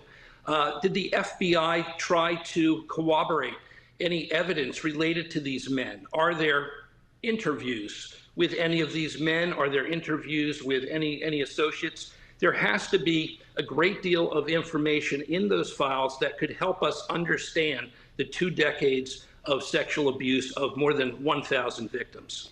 Gretchen, whatever is released, I mean, you would expect a lot would be redacted, from victims' names to accusers' names to people who may have been accused, but nothing at this point is founded, right? I mean, you can't just put the names out there in these legal filings of people accused, but it's not a found. It's not, you know, if it's potentially baseless, there's a problem there. So how is the part of Donald Trump's base that really wants to see this information going to be placated by seeing this stuff? Yeah, you know, I think that this raises a really important question about whether or not Trump putting out another potential fake news story is going to actually gin up the base again. You know, Trump doesn't strategize about many things, but we saw this happening earlier this week. We know the Wall Street Journal reached out to him on Tuesday. By Wednesday, he was saying it was a hoax and that this was all up to the Democrats. So he was already preparing his base to not believe the story that was going to come out in the Wall Street Journal. Then you add into it that the story really wasn't this massive expose that some people were talking about. And so now you've had some of his influencers, like Laura Loomer, who has a lot of power, saying that it's fake news. So I tend to believe that this will work to coalesce the MAGA base to come back behind Trump. The interesting twist here could be if the judge denies the release of this grand jury information, then the base is going to say, why is Donald Trump and why is Pam Bondi not releasing the millions of other documents that they could release right now? So I think there's still a lot to be seen about what's going to happen, but I think the Wall Street Journal story has probably coalesced the MAGA base behind Donald Trump. All right, here we go. The Justice Department asking a Manhattan court to make years-old grand jury testimony related to the Jeffrey Epstein case public. Paula Reed joins us again. And Paula, you've had a couple minutes now to go through this grand jury ask. Again, for everybody watching, this is just one small part of the Epstein documents writ large. There's a lot that the Trump folks are not asking to release, but on this small part, what can you tell us? Yeah, it's really interesting. I wanted to see what argument they were going to make here to this judge. They're arguing that all of this is in the public interest. And I will say the Justice Department has not gotten a lot right on the messaging about this effort. But here it appears that the Attorney General Pam Bondi and Todd Blanche, they're at least striking the right tone. Look, I don't know if this is going to work, but what they're writing here, they're saying, quote, public officials, lawmakers, pundits, and ordinary citizens remain deeply interested and concerned about the Epstein matter. They are noting the fact that in other places they have released portions of grand jury transcripts after concluding that the Epstein case qualifies as a matter of public concern. After all, Jeffrey Epstein, they say, is, quote, the most infamous pedophile in American history. The facts surrounding the Epstein case tell a tale of national disgrace. They argue the grand jury records are thus critical pieces of an important moment in our nation's history. They also argue that they understand there are privacy interests for victims and accusers, and they believe that a lot of the privacy concerns are diminished by the fact that Epstein is, of course, deceased, but they're willing to work with prosecutors to try to redact anything that could potentially impact victims. So the arguments here, they are well articulated. As you have said, though, this is just a tiny portion of the evidence that exists, and now the judge will likely want to allow those accusers, victims, their lawyers to weigh in on this possibility because grand jury material is by default confidential. And look, even if the judge decides that he will release some of this, there are still going to be questions about all the rest of the material that the Justice Department itself has the power to release and has not done so. Right, and just to underline it again for folks, this is the grand jury testimony related to the prosecutions of Jeffrey Epstein and Ghislaine Maxwell. The questions and the reason why people want more accountability, Jeffrey Epstein's dead, Ghislaine Maxwell's in prison, is because they're questions of all the other people who may have been involved. They will not necessarily be mentioned in this because the prosecutors were not going after them. That's exactly right. Highly unlikely that any of those other individuals are mentioned here. But the Attorney General, I really think it's important to note that she said last week that they reviewed this case and they don't believe that they have evidence to go after any third parties. But clearly, the public is not satisfied by that. Meanwhile, there remain unresolved mysteries surrounding Jeffrey Epstein. Joining us now is award-winning Miami Herald investigative reporter Julie K. Brown. She exposed many horrific details of the Epstein sex trafficking story previously not brought to light. In fact, it was her 2018 story that brought this all back into the fore. She's the author of a great book on the subject that I highly recommend. It's called Perversion of Justice, the Jeffrey Epstein story. Came out in 2021. Julie, thanks for joining us again. There's still so many documents about Epstein that can be released outside of what Trump has asked Bondi to ask the judge to release in the grand jury report in the investigation into Ghislaine Maxwell.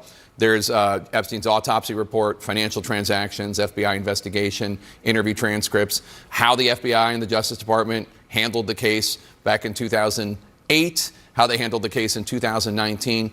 Why do you think none of this has been made public? And do you think there's going to be more pressure on the president to release such information? Let me just ask you even a more narrow question. What do you, as an investigative reporter, if you could get one tranche of this information that has been held back, delivered right to you for your next scoop, what would you want?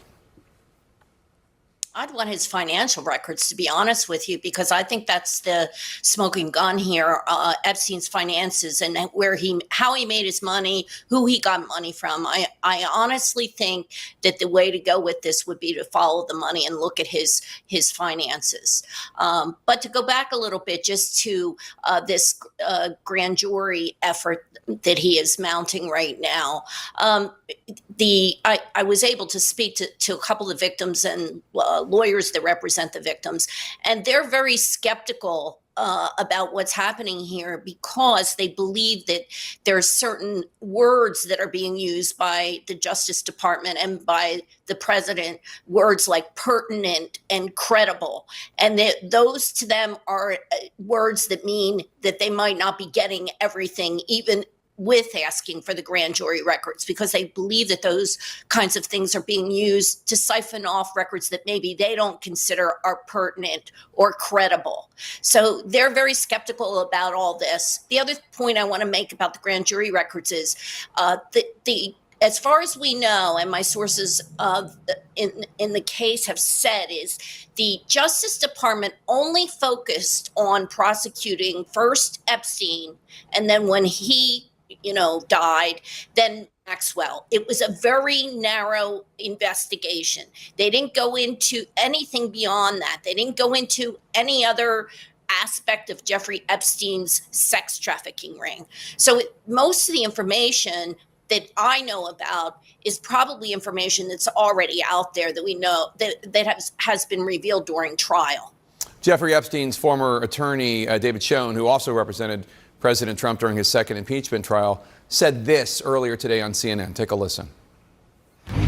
There is no Epstein client list, that I can tell you, that lists names of people who he purportedly took to an island with young girls or any place else with young women. I can assure you he would have used that to his advantage if there were. And I can assure you the accusers who were involved in those situations, if they were involved with fill in the blank, some famous person, they would have sued by now. Their lawyers are very aggressive and have made millions off of those lawsuits. What's your response? Oh, gosh. They did sue. They sued a lot of powerful men. We just don't know about it because when you sue somebody that powerful, they settle. And so there were plenty of lawsuits that the victims filed against these powerful men. That's part of what their lawyers did. And it's been all settled all quietly, and we just don't know about it. So that's just simply not true. Schoen says he met with Epstein 9 days before Epstein was found dead in his cell in 2019, and they discussed several topics, including Trump. Take a listen. I specifically asked him about Donald Trump, and he was adamant in making clear that he had no bad information about Trump. Remember, Trump had thrown him out of his club years earlier. He wasn't happy about the idea of Trump being falsely accused because Trump was one of the names being thrown around then. Now, there's still a lot unknown about Trump and Epstein's. Oh my God. You just heard from the lawyer. I'll go back again because most folks can't really listen. Listen to what he said. I specifically asked him about Donald Trump, and he was adamant in making clear that he had no bad information about Trump. Remember, Trump had thrown him out of his club years earlier. He wasn't happy about the idea of Trump being falsely accused because Trump was one of the names being thrown around then. Now, there's still a lot unknown about Trump and Epstein's relationship, although nothing illegal has credibly been put forward. But according to the Wall Street Journal's new story, there's this letter bearing Trump's name with a crude sketch of a naked woman that was part of this birthday book for Epstein in 2003. Again, that's 2 years before Epstein was ever accused of anything untoward with underage girls. The Wall Street Journal says the letter concludes with the line, quote, "Happy birthday and may every day be another wonderful secret." Again, President Trump vehemently denies this. He writing on Truth Social, quote, "These are not my words, not the way I talk. Also, I don't draw pictures." He's also filing this libel suit against the Wall Street Journal and News Corp and Rupert Murdoch. On the drawings, just as a side note, here's a sketch Trump drew in 2005 of the New York City skyline. It was sold at an auction for nearly $30,000 in 2017. But regardless, what questions do you have when it comes to the president and Epstein and their relationship? Well, let me just set the record straight. I know what he said that Epstein told him when he was in prison, but Epstein told his own brother, and his brother has been public about this, that he told him that if the public knew everything that he knew about Trump, they would have to cancel the election. And that's his brother's words, not mine. So there is something there. I'm not saying it means that the president did anything, illegal. Man, please. Please, yo. Please, yo. where he was involved with Epstein's operation and So all. what are you saying? But the story You that he know told what? his brother is different from the story that he told that lawyer, number one. The other point I wanted to make is, he also said there's no list. I agree that there probably isn't a list, but my understanding is that Epstein kept files, and he did keep files on people. I don't know whether the Justice Department got their hands on those files, but Epstein had some kind of records. It might not have been, and I don't believe it was, in a formal list that everybody wants to refer to. So I just think that Epstein told different people different things, and it's hard to know really. So he told different people different things. So maybe he was lying to maybe everybody, or maybe not.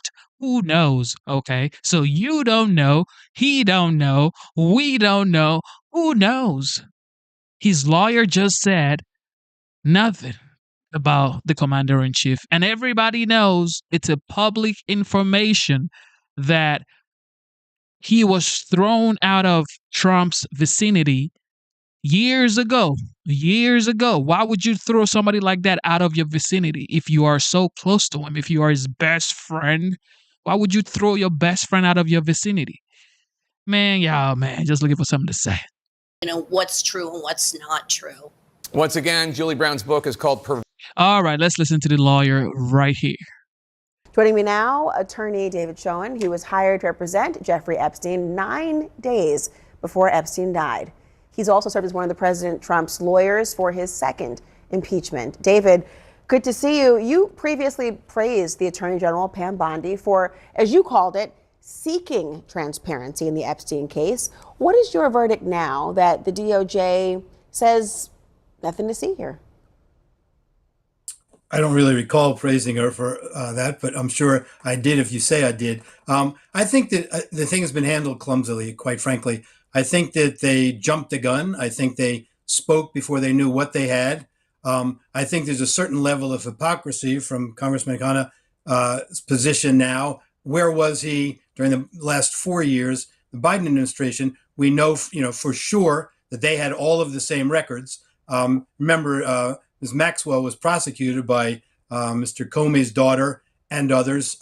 They've had access. A lot of people have had access to all of the papers related to Jeffrey Epstein. But I think it was handled clumsily. I don't believe there's a client list. I don't believe Jeffrey Epstein planned to blackmail anyone. I don't believe Jeffrey Epstein was in the employ of the Mossad or any other intelligence agency or any of these crazy Tucker Carlson theories that are going around.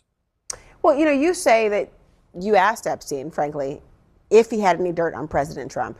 What did he tell you? He said absolutely not. It was an important issue to him. This was before I knew President Trump at all, of course. This is 2019. I don't suggest that our conversation was limited just to that. Sure. But this was at a time in which it would have behooved Mr. Epstein to give up every wealthy and famous person that he knew in his own defense. And so specifically, I asked him about Donald Trump because, they had been publicly associated in the past, and Trump threw him out of his club years earlier. He said absolutely not, and it was important to him that people not cast aspersions on Donald Trump and others who we spoke about by wrongly associating him with any of his activities. Remember, Jeffrey Epstein ran with a lot of wealthy and famous people whose names, everybody knows. Mm-hmm. The fact that they might appear in an address book doesn't mean that they did anything nefarious with him. He had a photo array, for example, at his home with some of these rich and famous people with different stories for each photo, which I very much enjoyed hearing, quite frankly. For example, a picture of Bill Gates with a dollar bill. I asked, what's that all about? He said he made a bet with Bill Gates. What was he going to bet Bill Gates? So he bet him $1 and he won. Those kinds of things. But that doesn't mean that any of them had anything to do with women. I would say one last thing I want to say about this, this call for a special prosecutor and so on. There is a cottage industry of lawyers representing victims against Jeffrey Epstein and the Epstein estate. You can be sure that if any of these famous people who haven't been sued already were with these young women, the young women would be able to identify them and the lawyers would have brought a lawsuit against them a long time ago. So if what people are waiting for is some smoking gun that someone famous, Bill Clinton, Bill Gates, and so on, was with these young women, I don't think there's any such list, and he never intended any blackmail. Well, let me ask you, if everything you say is true and you've laid it out quite precisely, Why is none of this believed by the supporters who say, I don't trust the government, I don't trust DOJ, I think there's something there, and those who are elite are getting away with something else? Yeah, it's a good question. I think it's because they were told, we're going to release the entire file, and there's such and such and such and such. I think that it hadn't been reviewed. But wait, frankly. David, I don't want to, wait, hold on. But when you heard statements like Pam Bondi, for example, saying, I'm reviewing a client list on my desk or otherwise, you heard people talking about client lists and beyond. What did you think? Did you think that there was some reference that you had not heard of, or that it was all make-believe? I didn't think there was a client list. I think what she meant was that she had a file on her desk that she was reviewing. I think their position now is they reviewed the file. There's no smoking gun about blackmail and so on. They also came to the conclusion that he committed suicide. I don't happen to believe that. Why? I can't prove it, and they can't prove it. I don't believe it for two reasons. Anecdotally, as I say, I met with him 9 days before. I know that during the course of that week, he was giving instructions right up until Friday based on the defense that we had talked about. He gave me another assignment that was forward-looking. But more importantly, Michael Baden, who to me is the top forensic medical examiner in the world, went through an independent medical examination with him just after he died with the assistant New York City medical examiner. And Michael Baden said that medical examiner couldn't come to a conclusion. And he, Michael Baden, has never in the tens of thousands of autopsies he's done seen injuries like Jeffrey Epstein had consistent with suicide. I also have had calls from people who had jail cells nearby. I've seen the layout of the jail cell, that sort of thing. I'm also surprised the Justice Department never interviewed me, who had seen him earlier, or other people. Anyway, it's my belief, but I can't prove it, and I don't have a conspiracy theory on who killed him. Well, a DOJ Inspector General report did cite a combination of negligence and misconduct and jail staff failures that contributed to an environment that led to Epstein's death. But it states the New York medical examiner determined that Epstein died from suicide. That DOJ IG report adds the FBI determined Epstein's death was not the result of a criminal act. So I'll see what they might respond to what you've said as well. Thank you so much for joining. Thank you, Laura. I want to talk more. Nice to see you too. I want to talk more about this with Scott Jennings, who is a CNN senior political commentator and also host of the Scott Jennings Show on Salem Radio, and Alencia Johnson, former senior advisor to the Biden 2020 campaign. All right, you heard the way that he laid out just now, and of course he has said all the things that I'm sure the DOJ would like people to believe, but it's not sticking for whatever reason. Why is this the political hill that so many are willing to die on? Why is it that there are so many people who say, nope, I don't believe it, I don't trust it? Well, it was taken as an article of faith for many years that what was that that the idea that there's information that we're not seeing as the general public, and people said that, bought into it, and so Donald Trump wins the election. He appoints Pam Bondi, he appoints Dan Bongino, he appoints Kash Patel. These are all people that this same audience has confidence in. Mm-hmm. We trust their judgment, and I think it's just hard sometimes to believe something for a long time and then be told, you know what we believed is not the case. I think. Who does that hurt though? If that's the changing view, if the idea is, I don't trust what I've heard right now, does that harm Trump and the Republican Party? Does it harm Trump in particular? Look, I don't know. I mean, there are certainly people that have legitimate questions about what happened. I mean, I've heard now two lawyers, both your guest tonight and Arthur Aidala, who I was on with Friday night, both raise questions about whether they believe he even committed suicide. So you can see there are actually in the know people who are still raising legitimate questions about this case. So you can see why the general public would also have those questions. At the same time, if you vote for Donald Trump and you have trust in his judgment and the people he's appointed, at some point you have to trust their judgment. I mean, you put them in charge of this. And I think what Doug said is important to know. The Biden people had this stuff. If there was something incriminating about Trump, it would have come out. And also now the Trump people have this stuff. And if there was something incriminating about, Bill Gates or Bill Clinton, it would certainly have come out. And so I guess at some juncture, if you trust the people that you voted for, you trust the people that you voted for. Well, let me ask you, I want to play for you as well some of what the supporters this weekend were saying during the Turning Point USA conference. They told CNN this about the Epstein file. Listen to this, Alencia. I think they're going to maybe give us pieces and maybe not the whole thing and think that that's going to suffice. And I don't think people are going to be quiet about it until they really do it. But who knows if we'll ever know the true story. Well, I think that if they don't release the Epstein files, whatever J.D. Vance says then is irrelevant, because it's like everybody's going to take it as like a lie because of what Donald Trump did. But I think J.D. Vance wants these files released as well. And this is the first topic that all of us as Americans, not as Democrats, not as liberals, not as Republicans, are actually lining together and saying we all want the Epstein files. And I said, come on, Donald, give us those files.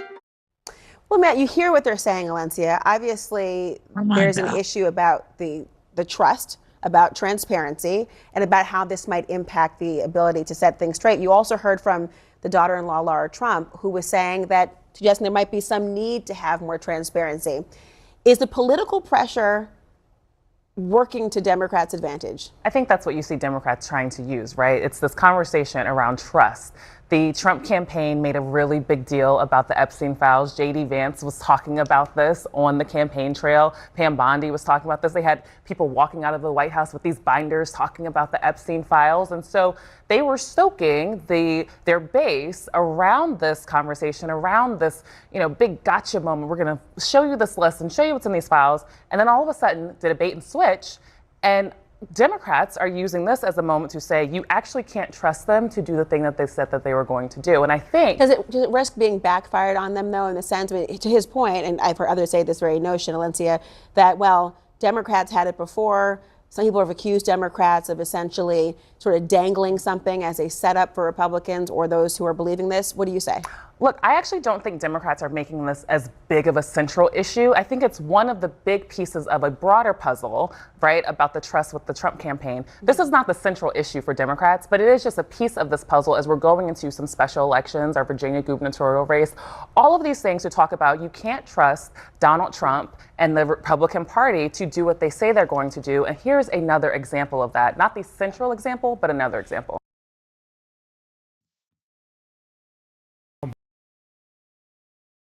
Of a blowback is there right now in MAGA world specifically? It's pretty big, I have to be honest. It's just a red line that it crosses for many people. Jeffrey Epstein is literally the most well-known convicted pedophile in modern day history. This is something that's been talked about by many people serving in the administration, myself and many others on the right and the left, of there needing to be transparency of the rich and powerful elites that were in his circle while he was just one of the worst serial abusers of young women. It has been a very serious situation for the administration, and many people are speaking out online. You've seen it. You saw it at Turning Point Student Action Summit this weekend. And a lot of people in MAGA, they really want to know more information about the people that were involved with Jeffrey Epstein, and is there a blackmail list, and are there foreign countries' governments involved? And there's nothing wrong with people continuing to ask that. For the first time in his political life, Donald Trump is losing control of the message. The MAGA base is demanding answers after Attorney General Pam Bondi announced that Jeffrey Epstein did not have a client list. At the time of his death, Epstein faced charges over the sex trafficking of underage girls. Bondi's announcement is a 180 from the theories Trump and his allies have promoted for years. For example, Dan Bongino. A lot of people think that he was killed. He knew a lot on a lot of people. He was killed. You think so? Yeah, I'd be inclined to do the Epstein. I'd have no problem with it. Seriously, we need to release the Epstein list. That is an important thing. Put on your big boy pants and let us know who the pedophiles are. I'm not ever going to let this story go because of what I heard from a source about Bill Clinton on a plane with Jeffrey Epstein. I'm not letting it go ever. Okay, well, now he's deputy director at the FBI, and Bongino is talking about quitting over handling of the Epstein case. The group chat is back. Jasmine, one of the things that struck me about watching this play out online in social media posts is people saying someone should be fired. This person needs to go, that person needs to go. Is it Bondi? Is it Bongino? Where's Kash Patel? What are you hearing? Yeah, well, I think people have to look back to Signalgate and how long it took President Biden to fire Mike Waltz, and yet he's still President Trump, yeah. President Trump to fire Mike Waltz, and yet he is still now heading for a confirmation vote to be the UN ambassador, right? President Trump does not want to fire his cabinet. And in fact, he really actually likes Pam Bondi. They spend a lot of time together. They have a lot of FaceTime, and they've had for years. He also says that he likes Dan Bongino. Of course, Dan Bongino showed up to work yesterday, a source told me, really something that the administration hopes is kind of the first step for this to be, just a bridge over troubled water, something kind of in the distance, and that the base gets over it. Of course, I talked to one MAGA influencer who basically said the base, after this, couple of days, including President Trump's Truth Social, was unmoved, that they're not moving on. And so they're kind even of as he says over and over again. Is anyone still over it, that talking they're about unmoved. this? And so the they're answer kind of is between yes. a rock and a hard place. But I think that people have to recognize that Donald Trump does not want to give anybody a scalp, and he actually really likes Pam Bondi. And so I don't necessarily see him firing her, at least in the meantime, future. Democrats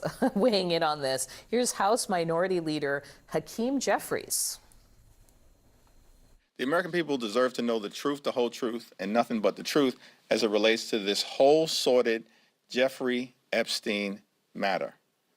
Democrats didn't put the Jeffrey Epstein thing into the public domain. This was a conspiracy that Donald Trump, Pam Bondi, and these MAGA extremists have been fanning the flames of for the last several years.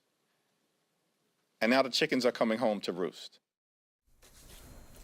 Look, I like it. I like it a lot. Did you just do the chin? I want to know what you're going to say. Yeah. What I'm going to say is that, look, there's very few issues that Democrats can weigh into on conspiracy stuff that will get MAGA to even think Democrats got half a brain. But this is one of them. One thing that's lost, and Democrats, listen to me, the way we should be talking about this and the reason that these files should be made public is because we never talk about the victims and the folks who've lived through, the women who've lived through what they had to live through with this whole thing. Like we talk about him, we talk about Trump, we talk about a Democrat, we talk about Clinton, whatever, but In we fairness, forget. if you go down the rabbit hole, a lot of the people posting are like, what about these victims? They need justice. sure. They see that as part of their... Democrats says this is how you should be talking about this. Yeah. Talk about the victim and say that's why we should see everything. All right, I have one for you, too. You had your chin. yeah. This one is Marjorie Taylor Greene demanding transparency on the case. Why am I Marjorie Taylor Greene all day? That it crosses for many people. Jeffrey Epstein is literally the most well-known convicted pedophile in modern day history, being convicted years ago for procuring a child for prostitution, as well as other charges. And this is something that's been talked about by many people serving in the administration, myself and many others on the right and the left, of there needing to be transparency. If the whole point of outsiders becoming insiders, Chuck, but people becoming insiders is that they're going to make a difference.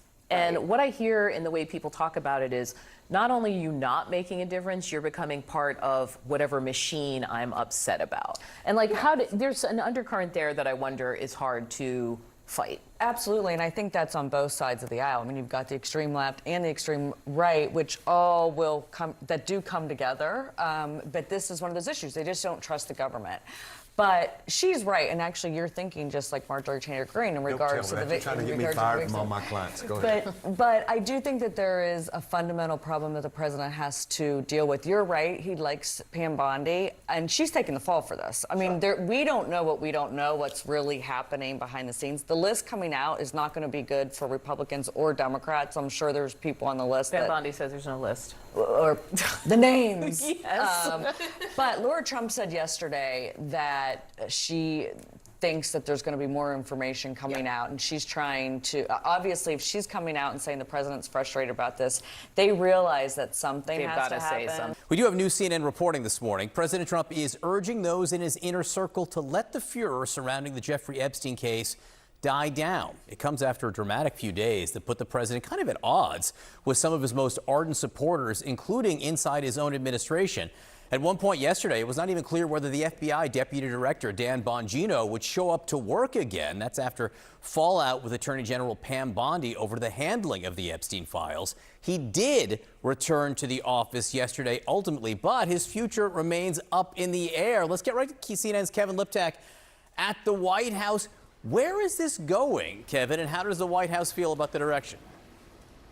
Yeah, well, the hope and I think expectation inside this building and on the part of President Trump is that this will all eventually sputter out, that the president's entreaties to his supporters, to his words, put this to rest, will be followed, and that this controversy will follow the pattern of so many Trump controversies before it and essentially dissolve into the ether. And at least among one subset of his outraged base, which are the people who actually work for him, it does appear to be going in that direction. Dan Bongino, the deputy FBI director, who threatened to quit over this last week and actually didn't show up to work on Friday, did wind up in the office yesterday. The president was infuriated by his ultimatum, we're told, and it did take some massaging on the part of allies of both of these men, including the vice president, J.D. Vance, to sort of get things back on track. So Bongino back on the job for now, although we should note he has said in the past he's not particularly fond of the job he's in, and it does appear as if he wants to maintain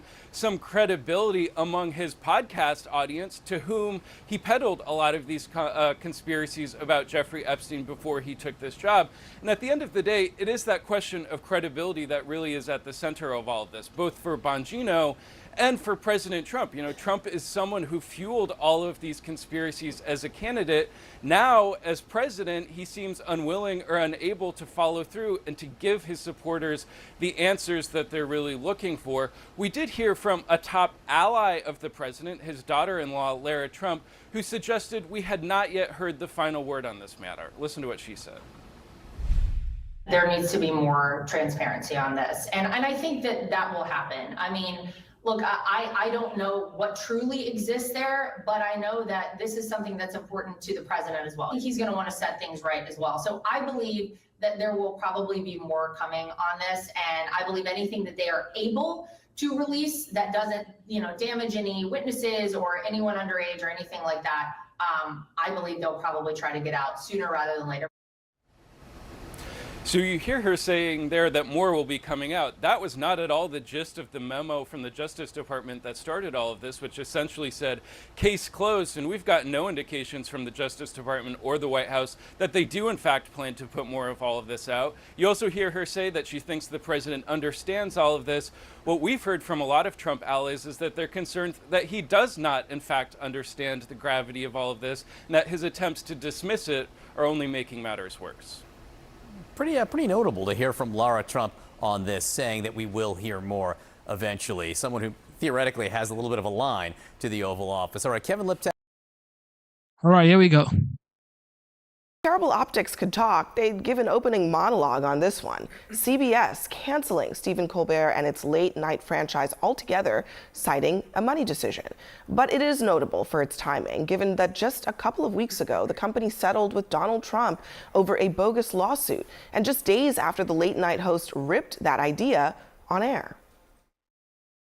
Now, I believe this kind of complicated financial settlement with a sitting government official has a technical name in legal circles. It's big fat bribe.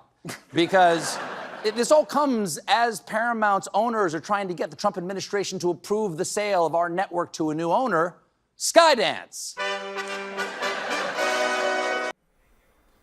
And now senators are demanding answers about whether the cancellation was just political. So is just the new reality for old TV and linear television, or is it a chilling episode of free speech being under attack in the Trump era? It's B. And yeah, and it's really, it's not about Stephen Colbert, who is wonderful. Right.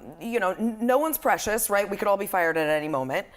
It's about the bigger picture. It's about Donald Trump going out and saying, I've been beating the media, AKA the First Amendment. I've been beating them. He can say that credibly to his audience because CBS and ABC capitulated and paid him tribute. And we'll see who else continues to do that. So he gets this talking point that he's been beating us because they let him beat them. So it doesn't almost matter if this was political, financial. The perception is it's political. The perception is this was a bribe to condition a favorable environment for Skydance going forward, Yeah, and that's really, and Trump really a shame. Reinforced this in a Truth Social post saying, I absolutely love that Colbert got fired. His talent was even less than his ratings. I hear Jimmy Kimmel is next. He even has less talent than Colbert. Look, Trump is happy about this, but on the Skydance part of it, the reporting is that the likely incoming new owner of CBS was just in to see the FCC chairman this week, and Shocking. they also had they had to give a filing on this. Here's what it says that they discussed. We discussed Skydance's commitment to unbiased journalism and its embrace of diverse viewpoints, principles that will ensure CBS's editorial decision-making reflects the varied ideological perspectives of American viewers. And this is crazy because what Trump is doing is running around bullying people when they hurt his feelings. And if you look at Stephen Colbert's show, he talks trash about everybody. And the idea that he's happy that Colbert's show got canceled because there's a merger he wants to happen is another example. Has there been another president that has spent more time litigating against media outlets? No, of course not. No. But I mean, this is, will we ever know if this is why? Of course not. Of course not. She's right. But also, has there been any president who has had the lowest border crossing? Nope. Has there been any president who actually is renegotiating trade deals? Maybe not. Okay. So you can say so many things about Trump. However, he's like the first in so many areas. Okay. Happen because of the parent company in the merger? No, but also yes. Because you know why? You don't kill your cash cow. I mean, TV is losing money across the networks, and that's the trend that we're going. But Stephen Colbert is #1 and has been for a long time. Also, Stephen Colbert show's losing $40 million a year. Every show is losing money. It's still making them plenty of money in ad revenue every year. But you know, listen, I worked for Stephen for 6 years. Yeah, I was going to say and I know him really well. Very well. And he's beloved by everybody, and everybody who works on the staff is family. But the thing that really put him on the map, really made him super famous, was speaking truth to power to the President of the United States at the White House Correspondents' Dinner in 2006. Every night at the Colbert Report, an audience member would ask him about that moment. He's always done that. He's always punched up at power, speaking truth to power. And wherever my camera is, I want this one. I want to tell Stephen, you should run for president, sir. Do it! Run. He's running. Either that or launch a Netflix show or whatever, you know. I don't know. I mean, whatever is next, I mean, he will have an audience. Right. And Welcome to Substack, Steve. Pete is also right in the sense that, yeah, I mean, there is a decline in linear television, period, right? Ad revenue is on the decline across the board. But relative to his peers and his competition, his show was doing actually quite well. So it's questionable, and the timing is questionable. But I will say that Skydance, or excuse me, Paramount says that they had to do it now because they've got contracts coming up. These are unionized crews, all of that stuff. Just to tell you what they're saying about. Yeah, the timing is undoubtedly suspect, and CBS, as I understand it, wanted to wait to make this announcement. It was Stephen Colbert who preempted that because he was worried about leaks. So yeah, it looks bad, and perhaps that was his intent, that he wanted it to look bad to get some extra attention.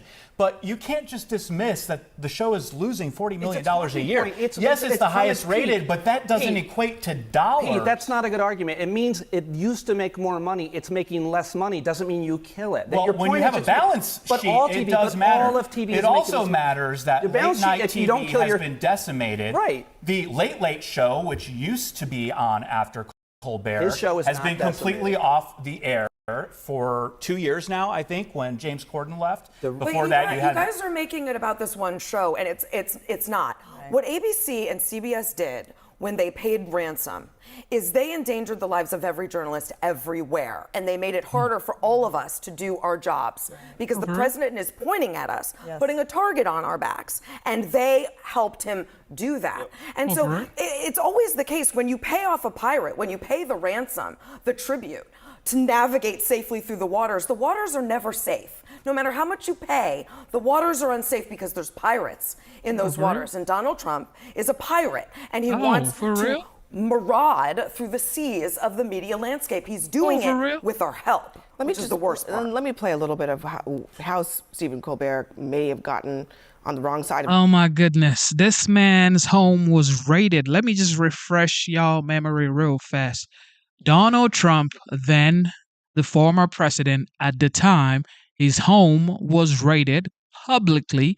Everybody saw it. It was on all primetime news. Okay. Nobody had nothing to say. Oh, he's a criminal. He's a criminal. Get him. And of course, Letitia James came out and said, if you vote for me, I will get you Donald Trump. Nobody said nothing. Everybody said, oh, yo, we're going to vote for you because we want you to get us Donald Trump. So many people on the left really ran for their position in government with the hopes and aims of promising their voters that we would get you Donald Trump. And it's still going on today. This man's life was almost taken away twice. The closest they got was in Pennsylvania. Nobody said anything. Some people even insinuated that he was all made up. That what happened in Pennsylvania, some people said that was all made up by Donald Trump. This man was going from from courtrooms to campaign grounds. From courtrooms to campaign grounds. Nobody said anything then because it was what? He's a rich, spoiled man because his father gave him a lot of money, so he doesn't deserve normal life like every other American, or he doesn't deserve to live his life like every other American. So when it's Donald Trump, you guys go all the way in and say, we got to get him. We have to get him. But when it's somebody else, Donald Trump is going against this person. This Donald Trump is such a sorry loser. He's a this, is a that. People go after Donald Trump every day. He's been attacked every single day, but it's still the commander-in-chief. People still voted for him. Matter of fact, in case you forget, he is the first convicted president. That's how much they wanted to smear his name. This is how much they wanted to smear his name. Ladies and gentlemen, Donald J. Trump, the 45th, now the 47th president of the United States, is the first convicted felon president. Guess what the judge said? We're going to convict you, but we're going to convict you into the White House. What? What are you saying? You just said this man is good to go, but then you want to give him the tag, you want to give him the label of a convicted felon.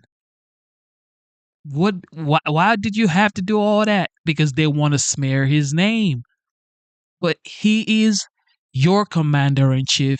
He is the 45th and now the 47th president of the United States.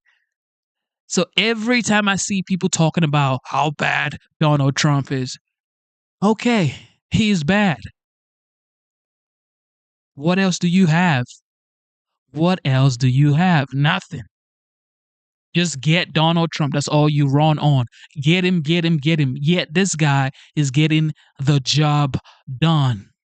This man is getting the job done. And guess what? People are going to say, well, Genesis, you're a sellout. Yes. What else do you have to say? Like, what else do you guys have to say?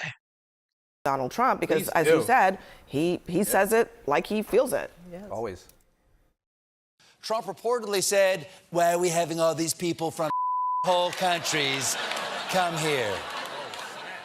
Wow. Sir, they're not whole countries. For one, Donald Trump isn't their president. Trump continued to insist America's going to do great with this pandemic as long as you don't count half of America. This is unspeakably monstrous, especially for the president of the United States. A lot of voters didn't want to believe everything that was obvious to so many of us, that Donald Trump is a fascist. Hey, remember when Donald Trump said he was Well, so Donald Trump is a fascist, according to this guy, but Joe Biden is the great hope, right? Kamala Harris is the great hope. That's the thing that I don't get. You would never hear me say Joe Biden is a bad person or is a communist, is it this? I would never say that. You would never hear me say Kamala Harris is a communist. She's a... I don't have time for that. Vote for whoever you want to vote for. But these guys, they have a platform way, way, way huge, larger than I got. And they say things like Donald Trump is a fascist. So they're allowed to say stuff like this. And I'm not allowed to sue? I don't think so. Be a dictator only on day one? Well, evidently, his first act as dictator was declaring that day one never ends. Now, I get, Congresswoman, that on Capitol Hill, there are definitely a lot of Democrats who would like to do something about this, but is there really anything that can be done? It's hard to do something when you're in the minority and you don't have the majority of votes. In the House, the number is 218. There are 212 of us, and we don't have the majority. Man, you guys, decide for yourself. Decide for yourself, okay? Do not let any news outlet think for you. So today we did Donald Trump with the Genius Act bill, which is for cryptocurrency. Anybody who is interested in the crypto world would be interested in the Genius Act bill. And then we saw the liberal news, which is CNN, of course. So everybody here saw that I showed you guys CNN for what? Over 1 hour, 30 minutes. Okay, so when we do come back, we're going to check out Fox for like 2 hours. So I don't want anybody crying in the chat. So you only showing Fox. You just saw CNN, okay? Now, with that being said, instead of looking for perfection, seek for consistency. Never give up on yourself. Never give up on your dreams. Never give up on God. Believe in yourself. Believe in your dreams. And believe in Almighty God. God is the greatest, okay? God is the greatest. America is the greatest nation on the face of the earth. Everybody tuned in right now. Double tap your screen twice. 1, 2. Double tap your screen twice to give this video a like. And if you haven't subscribed to the channel, consider subscribing. And if you want to become a member of the channel, it is $4.99. Join the channel memberships. It is awesome. We have the greatest chat. We do not block anybody, whether you are a Republican or a Democrat or whatever you are, independent, the Green Party. Whatever party you are, we would never block you except you're, I guess, the worst of the worst. So it doesn't matter if you're a conservative, liberal, or, I guess, independent or progressive. You're welcome here at the Genesis Show. So you guys, thank you for tuning in. Shout out to the military personnel. Shout out to the veterans. Thank you for your service. God bless you guys. Shout out to the law enforcement officers. Shout out to ICE, baby. Yeah, man. God bless you guys for tuning in. Shout out to Terry, the Bomber Girl. God bless you for being here. Thank you. Shout out to everybody for tuning in. God bless you. What else, man? Life is hard, okay? Life is absolutely hard, but never, ever give up. Never, ever quit. God is your strength. I promise you that. God would never bring you into this world to be alone, to be lonely, to be dismayed, to be afraid, to be fearful. Do not live a fearful life. Go outside, make new friends, shake hands, talk to people, okay? Smile. Go outside, man. Go outside, okay? There are people right now in the hospital fighting for their lives. There are people right now in the hospital fighting for their lives. So you got the energy, you got the air in your lungs, you got the strength to walk, to move your body, to eat. Some people cannot even eat right now. They're in the hospital taking food through their nose or their mouth. So, man, be grateful for life. Smile. It's not Republicans or Democrat first. It is America first. All right. It is America first. All right. God is the greatest, man. With that being said, it is your boy, Genesis, and you are tuned into the Genesis Show. Also, I got to say this, man. Shout out to the fathers. Shout out to the fathers. God bless you for all that you do. Thank you for your hard work. I get it. You have to work hard. You got to do the extra shift. You got to travel. You got to drive the truck. You got to do your plumbing job. Whatever job that you do, shout out to the fathers. Also, I got to implore the fathers, please spend time with your kids, because when the father does spend time with the kid, it is different. It is different because fathers are so important. Fathers are so important. So, fathers, take charge, spend some time with your kids. The kids love it when the fathers spend time with them. I'm telling y'all, kids love it. And shout out to the mothers as well, man. Shout out to the mothers. Mothers have been doing great jobs since the beginning of time. So shout out to the mothers, the queens out there. God bless you. Now, enjoy your day. Go out, have a good time. I'm about to take my daughter to the museum. I'm about to take my beautiful 5-year-old girl to the museum. So we're going to check out the museum. It's like a science museum. We're going to check that out. And we're going to be back in like 4 hours. Have a good time. And then I will be back here. So stay tuned. Subscribe to the channel. Love your neighbors. Love your country. And enjoy yourself. It is Saturday. Go outside. Have a good time. Good morning. It is still 11:57 a.m. And of course, today's date is the 19th of July, 2025. It is your boy Genesis. God bless you. God bless America. You are tuned into the Genesis Show.